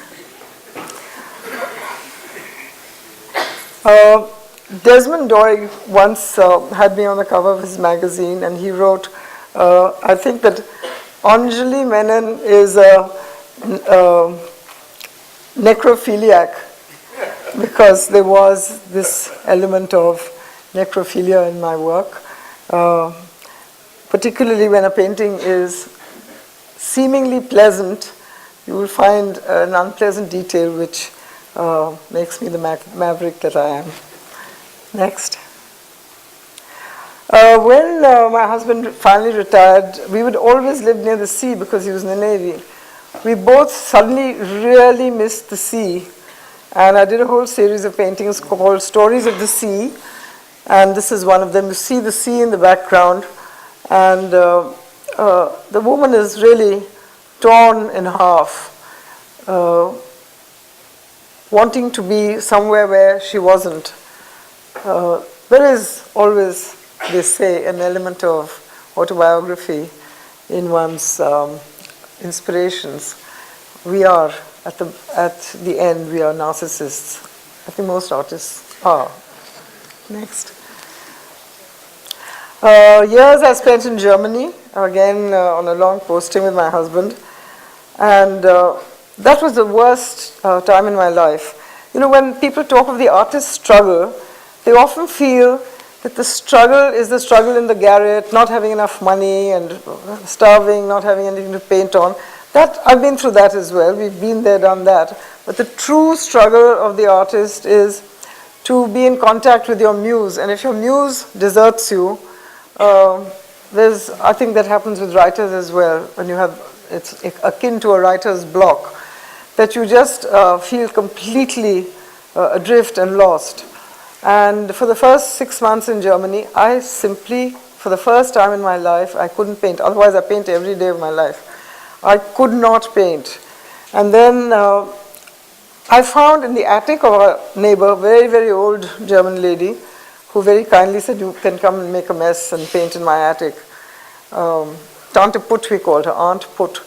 And I also realized her stories began to impinge on a lot of my work, because we'd always seen the World War through the eyes, we are all Anglophiles in a way, aren't we? I'm speaking in English. That we saw it from the point of view of England and the Allies. But there, living in Germany, North Germany, I suddenly saw the war from the point of view of the Germans, who had almost lost everything. They bombed out cities, and there were no men left. She had brought up her 3 children all alone. The women in Germany cleared the rubble of Bremen and other cities. We were in Kiel. And anyway, in her attic, I found this medical book which have these pop-up pictures where you have the human body, and then you pop up one and you see the muscles, and then you pop up the other one and then you see the bones and so on. And I suddenly got inspired by that, thinking really that there's almost nothing that is as beautiful and as compactly, I mean, even from an artistic point of view, when we talk of composition, how do you fill a canvas? And our human body, if you open it, I think my father was a surgeon, so I also grew up looking at his medical books. Everything is so beautifully packed together. And so I started doing this whole series of the open heart. It wasn't until years later that I was in Mexico and saw Frida Kahlo's painting with the open hearts. I've always felt a great empathy with her, though we belong in a different era, different century really. So I started doing this whole painting, and I was also sometimes accused of being a little prophetic. Somebody once called me a witch. Because in this painting you see the man with the scar, and a year or two later, I think it was 2 years later, my husband had open heart surgery, and he now bears that same scar. Next. The crow, which dominates many of my paintings, not dominates, but he entered, this used to be a crow when I lived in Bombay, which was such an urban place that you never saw any other wildlife except the crow. And he's such an urban bird. He would, same crow would come every day to the balcony where I painted. And finally he just insinuated himself into the painting, and there he remained for many years. But you also see the kites flying in the distance, and the sea. We were always the sea in the background. Next. There he is again. Next. I painted this, was perhaps the first window that I painted, the idea of the interior and the exterior beyond the window. Of course, you know, the event, the essential art event is the creation of a painting, but afterwards the critics go to town. And one of the critics said that, you know, as a young student, she was so free in Paris, she hitchhiked all over Europe, she did whatever she wanted, and now she's married and she's trapped behind closed windows and closed doors. And he said the horizon beyond beckons very alluringly to this woman who is now trapped. Next. But what happened was, I think I'd like to talk about something that happens in art, which very many painters don't acknowledge, but it happens fairly in secret, what I call a happy accident, which then leads you in a different direction. One day, O.P. Jain, who's a friend of mine, was having an exhibition in Delhi, and I was in Bombay, and he said, I want you to send me one of your window paintings, meaning the painting the previous one that you saw. And I went and I found in the garage this window, and I didn't have time to go to a frame. I quickly hammered the painting onto the back of the window. The panes were missing. And that gave really birth to a whole genre, and I painted those windows for many years after that, and unfortunately it became tremendously popular. And I will talk about popularity later, because I've often said that the worst enemy of creativity for an artist is one's admirers, because they trap you in the paintings that they've got used to and they like. I call it the Hussein's horse syndrome, where everybody wanted a Hussein's horse. And everybody started wanting these windows. So then after a few years I abruptly stopped. But that didn't stop another huge wave of artists then latching on to that and doing the same thing. Next. There you have. I used to go to the Kabadi Bazaar in Muhammad Ali Road, and as Kali had said, I was really fascinated. That was said that I was fascinated by the urban mess. Always has some elements for inspiration, and especially windows.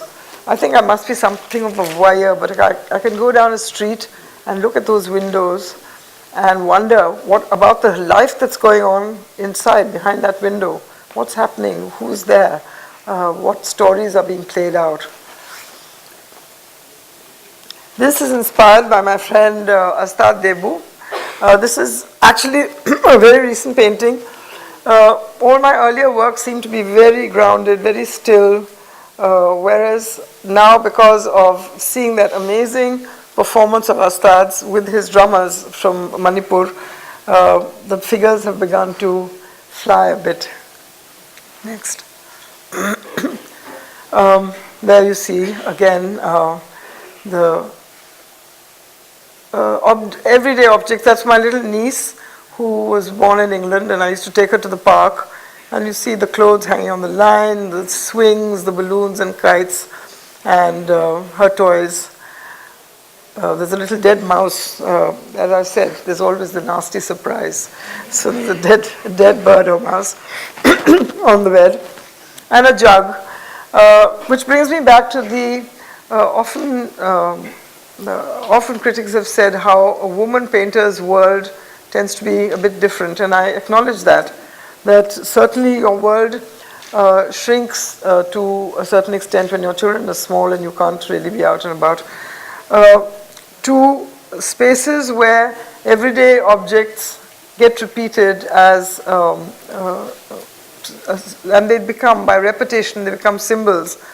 Of course, there's the danger that those very symbols become cliches, and then you must abandon them and try and move on to the next phase. Next. The chair really occurs a lot in my work. In fact, I've always been a figurative painter, almost always been a figurative painter. Even when abstraction was so much in vogue, I continued to paint the figure, the human figure. And I've always argued that it's very difficult to live in India and not be influenced, moved, or inspired by human beings, because we are so many and they are all around us, especially in the Basti where I work. There are hundreds of kids, and hundreds of those children are in and out to my studio, and they call me Dadi. So my world is really very peopled. But wherever I paint the chair, even when I don't have a figure in the painting, there is a feeling that the protagonist has just walked out, just left, and there's usually some traces of their presence. Here there's a little Kamadhenu. The crow has flown in through the open window and is examining the lone chair, but the lone chair also represents the person, the one who has gone, the one who has left. Next. Here there's a combination of my chair paintings, the crow, but also an attempt to deconstruct, to break it up and then reassemble it in different ways. I did that a lot with many of the chair paintings, where or many of the paintings where I would cut the painting up into bits and then reassemble them. And the window paintings serve very much as a grid for that kind of experiment. Next. This was an exhibition called Follies in Fantastical Furniture, where I found in Madras an old chair staying at a friend's house. I had nothing to paint, and I'm a compulsive painter. I have to keep painting. So she got a little annoyed with me and said, well, there's that old chair, why don't you paint that, since there was no canvas around. And that's the first one that I did. And then this was Sharan Apparao, a gallery owner, and she said, why don't we have an exhibition of painted objects? So we would go and trawl and forage in an old canal where there are hundreds of pieces of very strange furniture used to be dumped. And finally did this exhibition in Bombay called Follies in Fantastical Furniture. It was frivolous and it was funny, but it was almost the first time somebody was doing work that was funny, because I find that Indian art particularly took itself so seriously, and then people would walk through galleries as though it was a cathedral, very quietly and, reverentially. And I wanted to break that feeling of reverence. and make furniture, art objects that you could use, that you could sit on, because that's very much in our tradition. We are not by nature people who throw away anything. In every house you'll find bundles of stuff on top of cupboards which you've kept for generations, wondering that one of these days it'll become useful. And I think we all suffer from that. So this exhibition happened. But actually the intent was also very serious, though it was funny and people laughed when they came to the exhibition. That was great fun. But inadvertently, next, there's that Kamal Hassan chair, I think. Yeah. But inadvertently, I also created one of the first installations. I never heard of the word, but one of the things that daunted me was that half these objects were being made in Madras and half were being made in Delhi, and there were 53 huge objects. And I said, how on earth are we going to transport all this? I didn't want to create this mound of garbage of plastic and paper. So I hit upon the idea of wrapping them in razais. And I bought 100 razais, very cheap in those days, 100 rupees each, I think. And we wrapped all this in razais. When I got to the Jahangir Art Gallery in Bombay, the director said, well, we don't have any place to store all this stuff. So it was all dumped in a huge mound in the middle of the gallery. And it was such fun because people thought that was one of the artworks. And children would dive into it and lovers would sit there holding hands on these mound of razais. And a very nice thing actually happened. On the last day when many of the objects amazingly got sold, I didn't ever think they would be, there was still a heap of razais left, and Sharon Appara, who'd helped me with the show, she and I went out into the night with these razais, and we covered many, many sleeping people on the pavement. So the whole cycle, there was no waste, and I think it said something, inadvertently maybe. Next. My son was a computer software, I think, mothers always think, genius. And he told me, you think I'm a nerd, but I can tell you that computers can be very, very creative. And this was back in around the 98 or 99. And so he persuaded me to try to use computers to do some new work. And after all, art is about creating an image, and by whatever means, and today young artists have so much more freedom than we did, because all kinds of means are at their disposal where they can create images. But here what I did was to morph or overlap 3 different phases of my work in each work. And that was an exhibition held in New York called Mutations. And it was really the first computer work that was seriously being done in India. Next. There's another one, again morphed, of 3 different paintings combined. Next. This is a very large work. It's the same woman, it's called Mutations, it's the same woman mutating in different ways. In the last one, you see she has a little boy holding her little son. In this one, she's lost her head, the second one. And this is at the National Gallery in Delhi. Next. That is another one of my so-called kitsch works, where we've used elements from a calendar. So there was an element of parody there, where one engaged, but one also mocked at what was, by isolating pieces from calendar art, one could create a kind of a new image. Next. There's a chair and the Lakshmi's lotus is flying in the sky like a balloon. Next. Always the sea. That's an image from the circus, and the male figure has golden specks from the Tanjore painting, and the little boy is being cut in half, and even the silver foil on the saw is real silver. Again, the technique from the Tanjore paintings. And the tiger, of course. I'd always wanted to sculpt, never had the opportunity because we led such a peripatetic life, always traveling, never having a permanent studio. And then I got this opportunity. Somebody asked me if I'd like to go to Murano to make sculptures in glass. And that was a fantastic experience. I had many, many sessions. I'd go to Venice and then hang out in Murano over short periods, like 14 days at a time. And I created two different exhibitions of about 50 pieces each of crystal.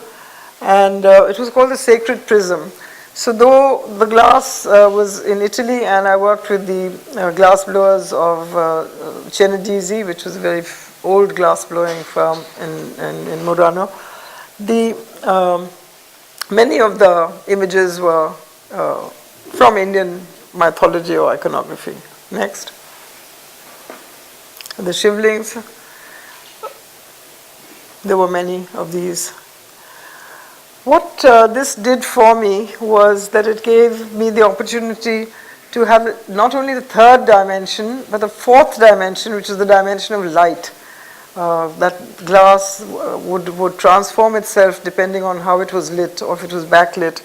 And creating that same object would metamorphose into different kinds of forms depending on how it was lit.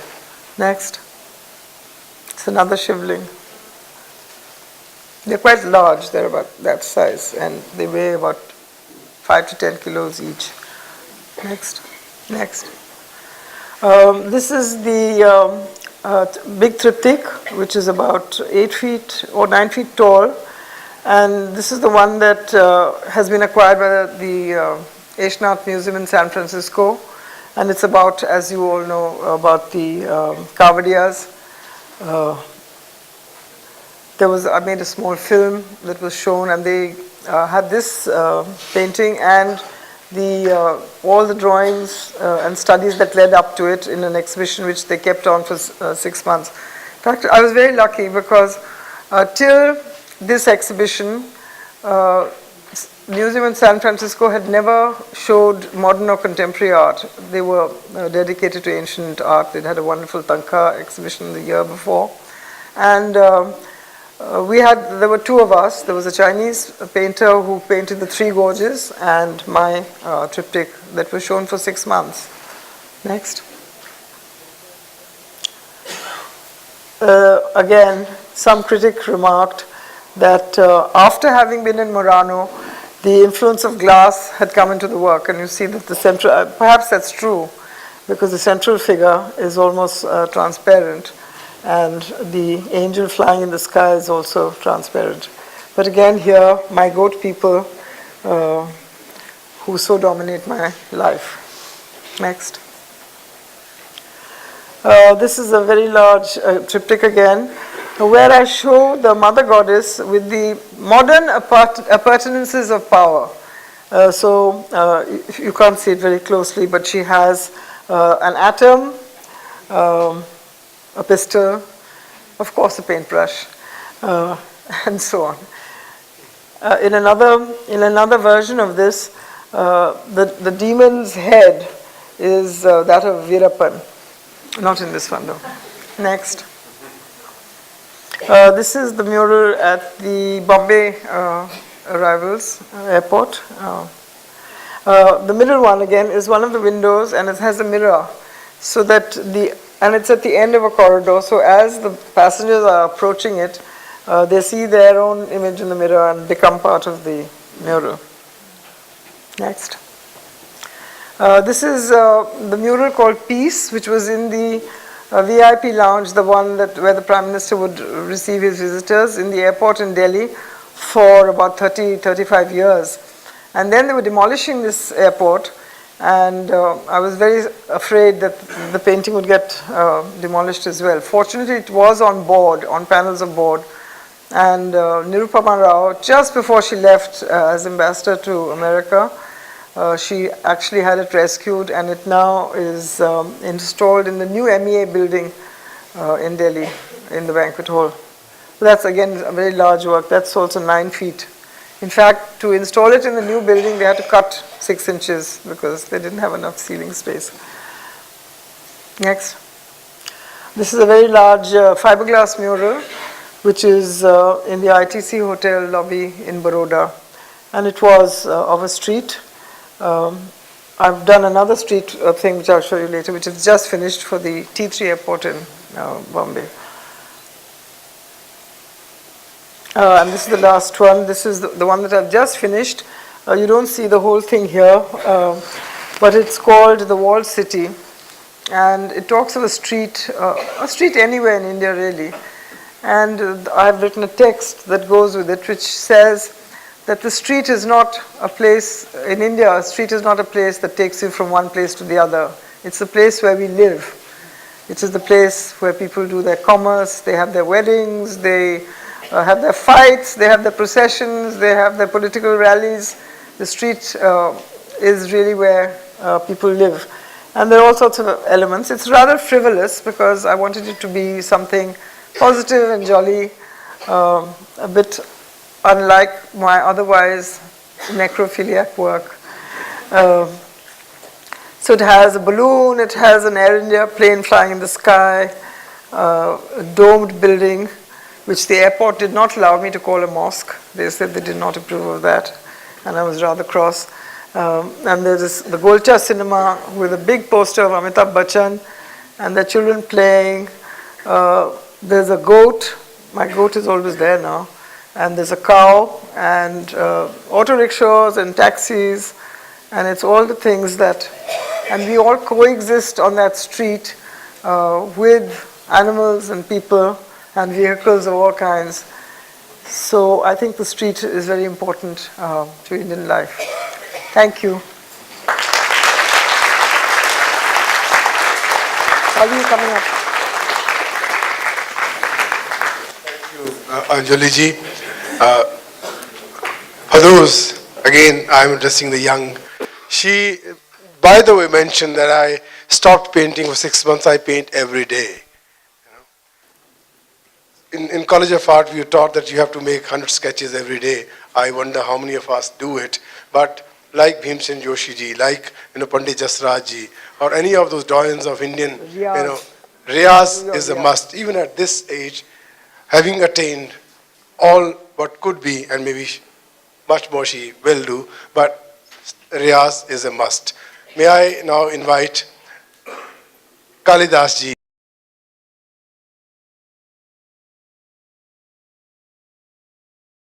When I came back from Paris, I was teaching at Lovedale because I suddenly, having had all the freedom in Paris, suddenly I come home and my father said, "What time are you coming home?" So as soon as I got a job, I immediately went off to Lovedale, which had been my old school. By this time, Sushil Mukherjee, my great teacher and mentor, was no longer there. And I worked there. And then I got married, so I was about to leave. And amongst a few candidates that came to take that post was Swami. And of course, he was in his usual disheveled manner with his wild beard, his long hair, and his kurta pajama and a shawl. But the headmaster was very impressed with the power of his personality, and he said, "Well, when will you be ready to join?" So Swami gave some kind of a vague date. He didn't quite commit himself. And then the bursar called him and said, "Well, you know, sir, that when you come here to teach, you will have to perhaps have a haircut and you will have to wear a suit or at least a jacket." Swami said, "Bye, thank you very much. I'm not interested in this job." So I don't know who came after that. I think it was Munna Swami. Yes. So Anjali ji, when you look back, what is the one thing that you think has made the lot of the artists easier? Commerce. The market, the horrible market, where we've all become commodified, but at least we stopped going around on bicycles, we could have a car, lead a decent life. Between the Navy, that paid my husband exactly 450 rupees when we got married, and me as an artist, we were damn poor. And one thing that has made it more difficult. The commodification. Also. Again, the same thing has made it more difficult because it's begun to quantify art in terms of money, which is really very sad for us. And these days, I mean, of course, I quoted my father saying that Satish Gujarat had protested that easel art is dead.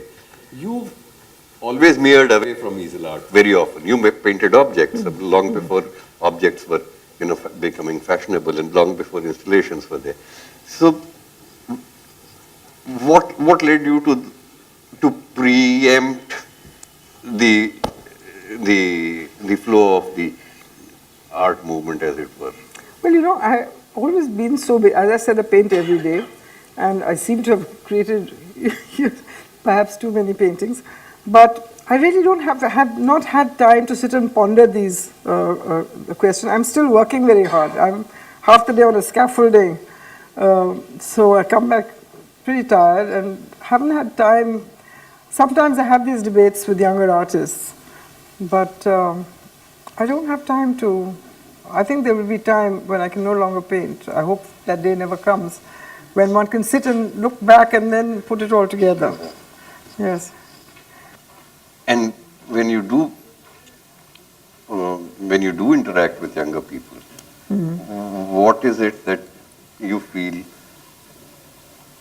that resonates with your kind of thinking? Because as I keep repeating myself, you were one person from my father's generation whose mind worked in the directions that which we might think as exclusively 21st century or late 20th century. And was it because of you traveled so much, or you? No, it was. I said it was just out of sheer boredom with what I was doing. I wanted to break out and do. I think all artists want to find something else to do. And when I was talking of the artist struggle, I didn't finish that sentence. The struggle really is to make the transition from one thing that you're doing to the next. And sometimes you see a high wall, and to climb that wall and see what's on the other side can lead to great anguish,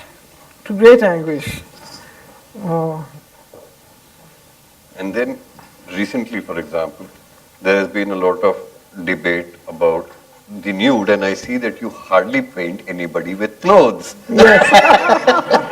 Yes, I have a very large male nude painting of, I went to the Ardha Kumbh, which I think was the most fantastic experience. It was really an epiphany experience that I've ever had.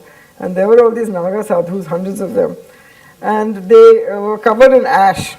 So they looked like statues. But when they jumped into the water and came out, they looked like naked men. And but I think the human body is eternally fascinating to paint. And what do you have to say to those who say that this is not our tradition? Well, it is unfortunately, it is our tradition. The other day on NDTV, there was this whole debate going on. And I have a very small Parvati, it's Chola bronze, and she didn't have much clothing on. There was some sort of jewelry on the lower half, but certainly topless. And I showed this, and I said, this is hundreds of years old, And I said, there's a Chinnamasta Kali in every Bengali puja room. She's starkers, she's absolutely naked, nude, and standing on a prone body. So what could be stronger and more powerful than that? But I think... Do you see yourself as a feminist? I never had a chance. I got married so young. I got completely dominated by my husband and two sons. Unfortunately, I have some granddaughters now, so we are a team. Team against it. No, I'm not really a feminist. I'm a feminist on behalf of the other half of the women of India, well, the other three-quarters. I'm not a feminist on behalf of women like me. I think educated women in India are the most fortunate women in the world because we can still afford help. And I think to a great extent, I know this sounds to trivialize it, but the feminist movement in abroad was an anti-household movement. I mean, there you are, you have a degree from Harvard, or you've got a fantastic PhD, and then next thing you're talking baby talk and you're tied to the kitchen sink. And those women just rebelled. But they regretted it, a lot of them regretted it afterwards. You see, I think the idea of the balance is so much in our tradition of the male and female that I don't think there's room for that kind of feminism. Why should we isolate one part of humanity? I think humanity exists in that amazing balance between the male element and the female. It's abused, of course. I'm against the abuse of that. And you did draw our attention to the fact that a woman sees the body differently than a man would, and your remarks about Sousa, of course, Yeah. were very pertinent. And what do you think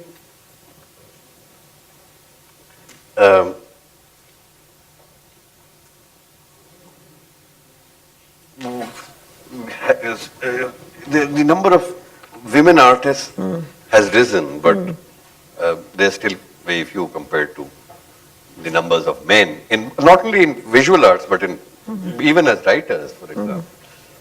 No, I don't agree with you, Kali. I think some of the greatest practitioners of art today in this country are women. You look at this list, there's only Atul there, and eventually Diwan.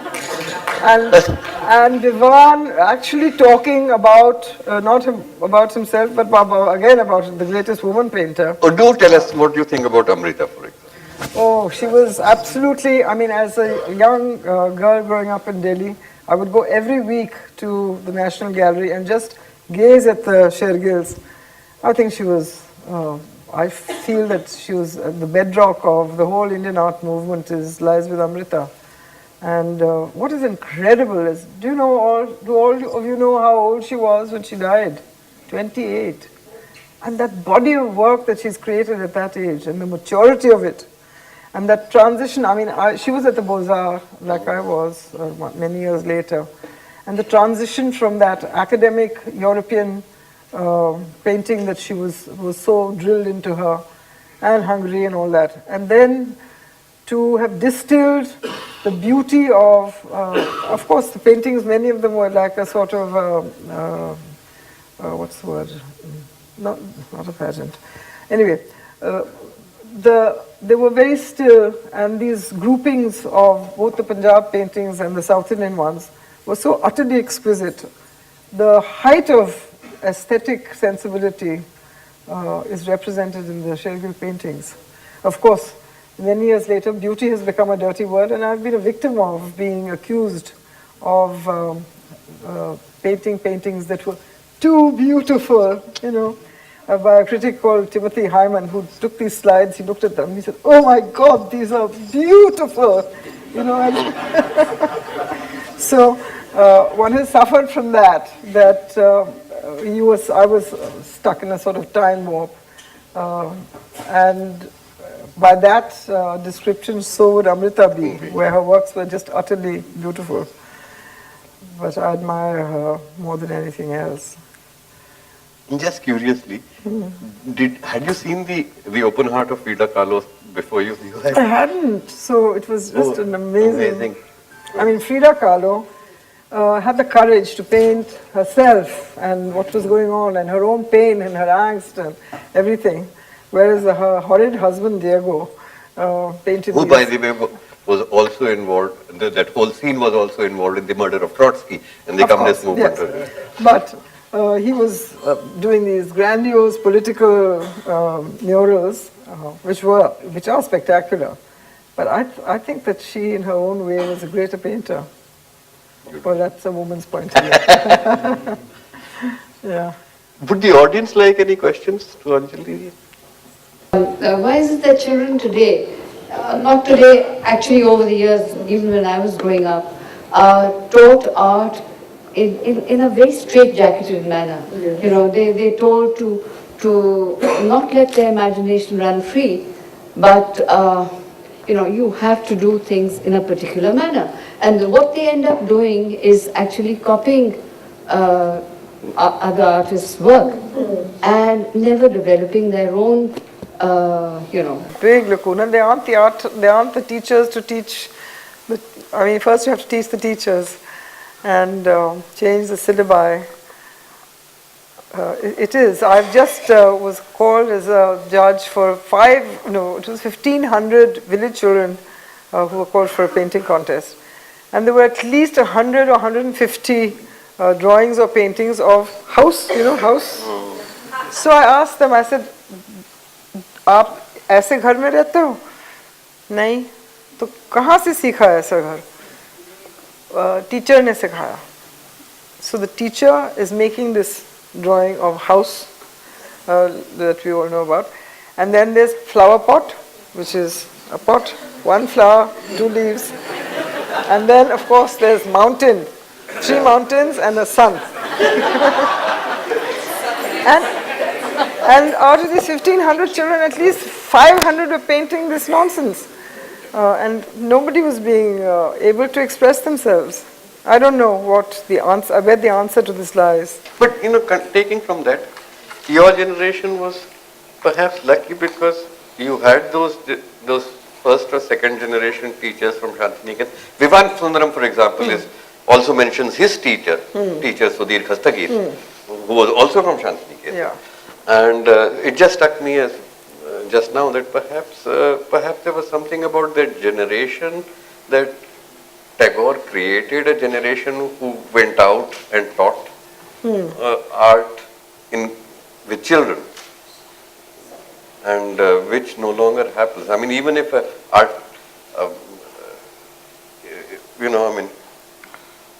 even if a Shantiniketan student would not go to teach in a school today. But even if they did... No, because they have aspirations that they're going to hit the market, which unfortunately there's a big slump and they're not hitting the market. So they will be back in the schools. I mean, why did I go to work in a school? There was no other option. Nobody was buying paintings at that time. And why did a great painter like Swami even come to a school to get interviewed? Because we had no options. There was no market. There was no one buying paintings. We had to live. We had to live. Not really a question so much as an experience. When I worked with Swaminathan in Bharat Bhavan, he had started this program where he was getting teachers from different art colleges all over Madhya Pradesh and actually teaching them how to look at a work of art. That's and wonderful. Also examining their work and trying to, in his own way, very gently, tell them which direction in which to deal with young students. And I thought even at that time that this was such an amazingly perceptive, insightful and visionary task to take. This is much before Bharat Bhavan came up as a building, as a physical space. Swaminathan and Nirmal and Karanji had arrived much before it came as a physical concept. But they were creating, to receive the kind of cultural complex it was, you had to also create a community of people who would support it and respond to it artistically. So you had to create a way of seeing and a way of experiencing works of art. And I think that really created great roots into, especially when he was setting up the Folk and Tribal Museum, and they were going off to Bastar and Chhindwara and Pina and Guna.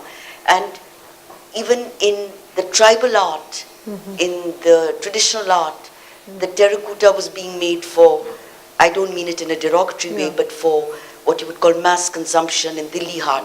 And then there was the original impulse of the artist. So he also somewhere made this group of teachers that he took with him on this journey to be able to discern between what was coming from the sensibility of their relationship with the gods and goddesses that they were making and what was the mass product. So I think we need those kind of teachers. Really, Absolutely, but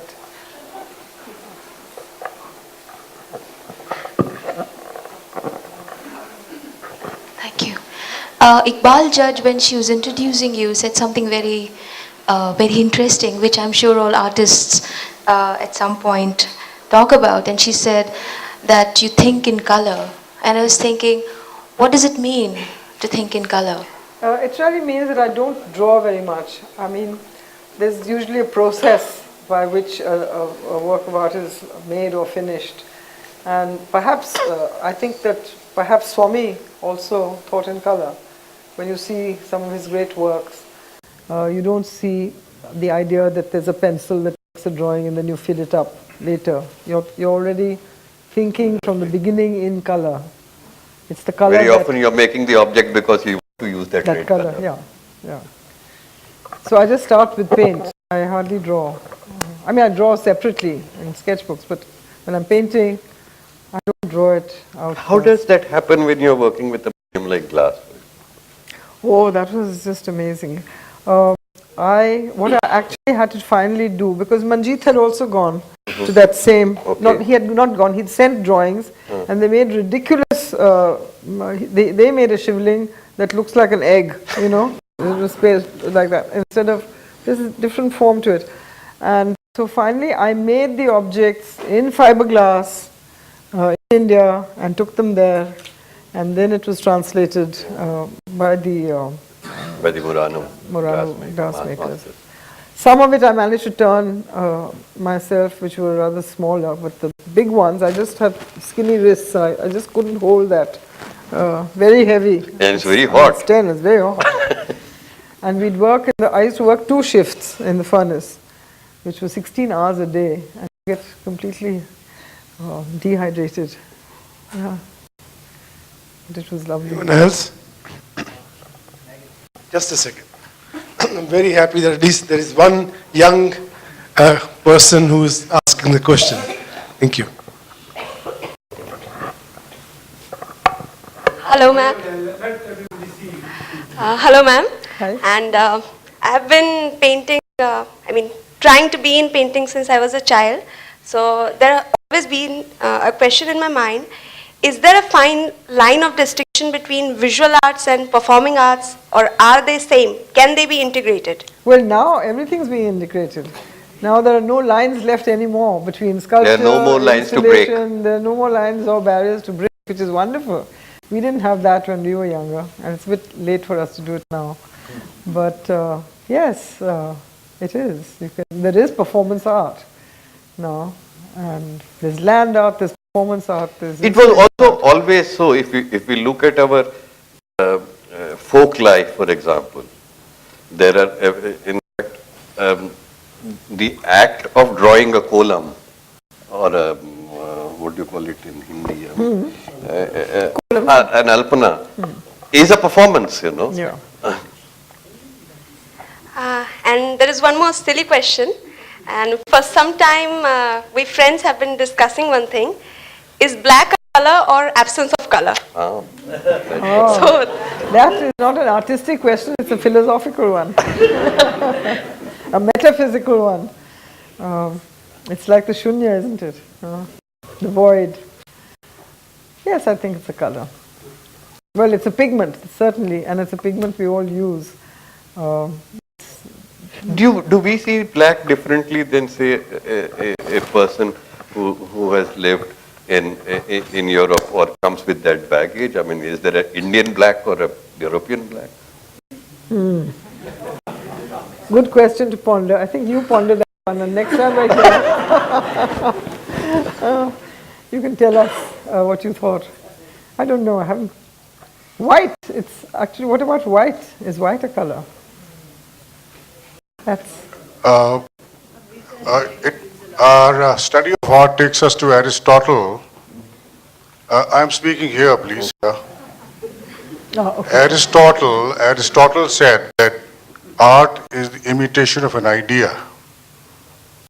Do you subscribe to this view that basically all paintings and all art emanates from an idea which comes to your head, and then you translate it into various forms? Do you agree with that absolutely. classical definition of art? Absolutely, but it varies from painter to painter. Some, like me, I think I let the painting make itself as I'm going along, unless there's a series. Sometimes that's a bit more deliberate, that you're doing a series. I'm just doing a series called The Divine Mothers, and so that is a series. There was a series of windows. So those are a little more cerebral in the sense that you're thinking about how we'll do it next. But many paintings simply make themselves. Perhaps the germ of an idea is there, but not necessarily a painting, the manifestation of an idea. Not necessarily. Good evening, ma'am. Here. Okay. My question is, related to one of your painting shown here. That a mother and son is sitting together, and you have used shadow thing over there. Reflection more. Reflections. So, as you said, you don't belong to any particular sector or school. I have there was a sign of arrow indicating from head of the shadow of a son and towards the mother. So, if you could draw some light about that. And one more, I would like to ask one more question. I found crows very mysteriously in your paintings. Most of, I think 20, 25 paintings you have shown, and almost 15 had crows. Yes. So if you could draw some light on that also. So.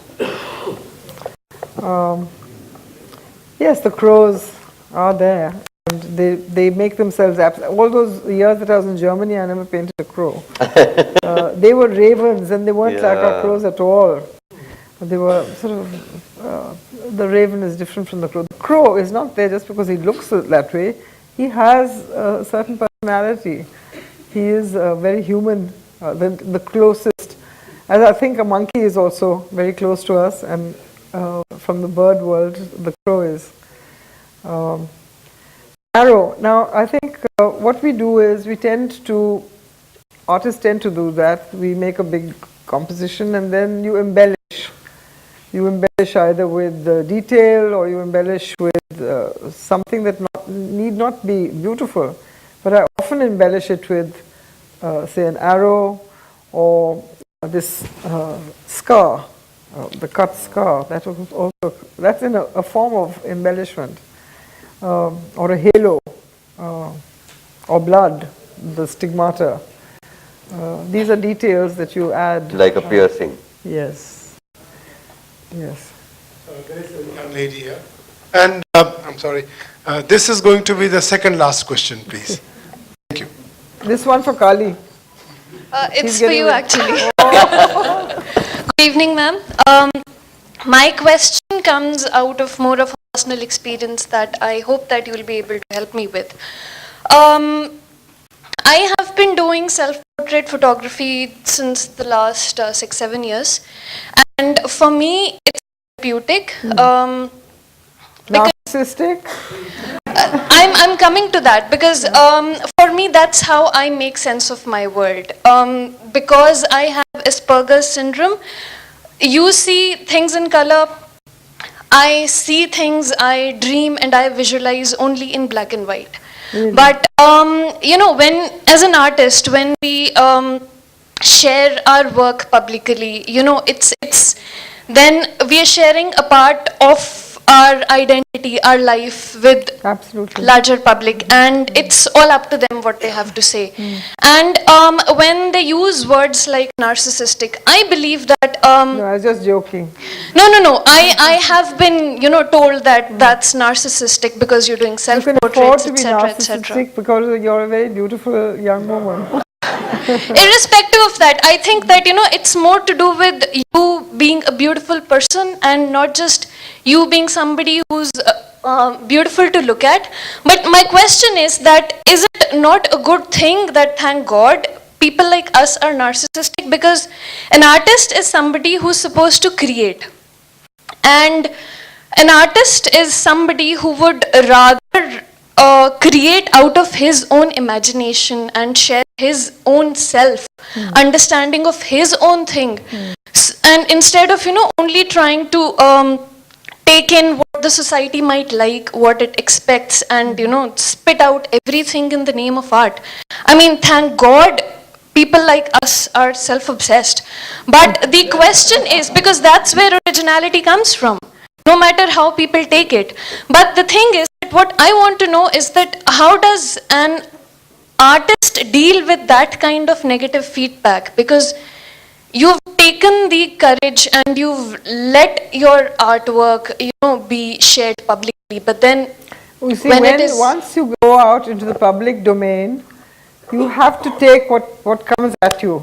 And sometimes you get flack, sometimes you get praise. And I haven't talked about my religious beliefs or spiritual beliefs, but I think I have been very consciously trying to be a karma yogi, but it has its own rules. And one of the rules of choosing that path to Atman or whatever it is, which one struggles one whole life, sometimes you get there, sometimes you don't, is that you must detach yourself from either the blame or the praise. The fruits of what you do should not matter. I know it's difficult. I've tried for many years. I don't say I've succeeded totally. But I think that's what you need to do. If you are expressing what you are expressing, then you have to ignore. Once you put it in the public domain, you have to ignore what happens to it then. It's gone out of your hands. You've surrendered it. And then whoever talks about it or criticizes it or loves it, you have to keep them apart. That's my advice. Speak Make has a program where they ask various musicians and artists to take on a few chelas during the summer, 3 or 4 of them. And they said this is the Guru Chela Parampara.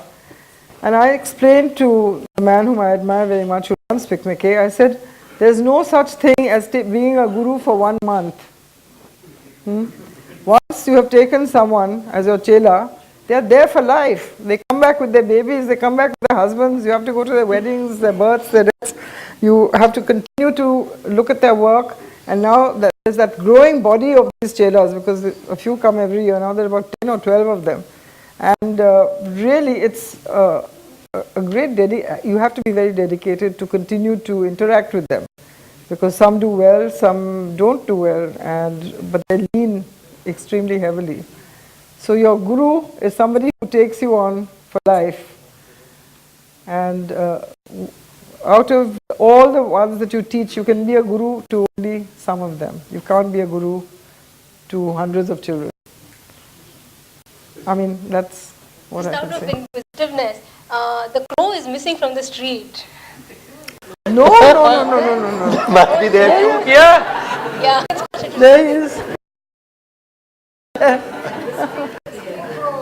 I wouldn't name about whom it was. It is with due apologies to Professor Goswami and Kalidas ji. वो लिखने पढ़ने वाले लोगों के बारे में comment कर रहे थे कि वो देखते नहीं पढ़ते हैं. ये अक्सर हम सबके साथ होता है. It's only a reference to somebody. It's a reference to most of us.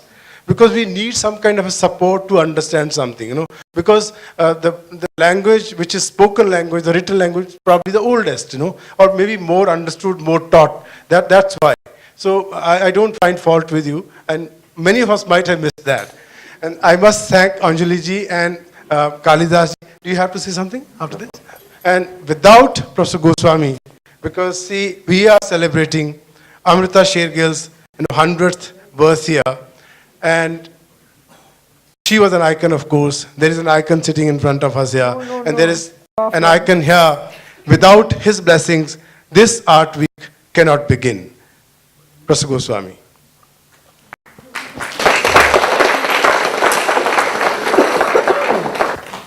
I can only be an intrusion upon a wonderful evening. I'd like to speak on behalf of the audience. When I was listening to Kalidas and to Anjali, an image was flashing across my mind of an Abhishek in a great South Indian temple. When image is being bathed, lustrated, of let's say the great Nataraj, then 5 different objects or things are poured over that to bathe the thing.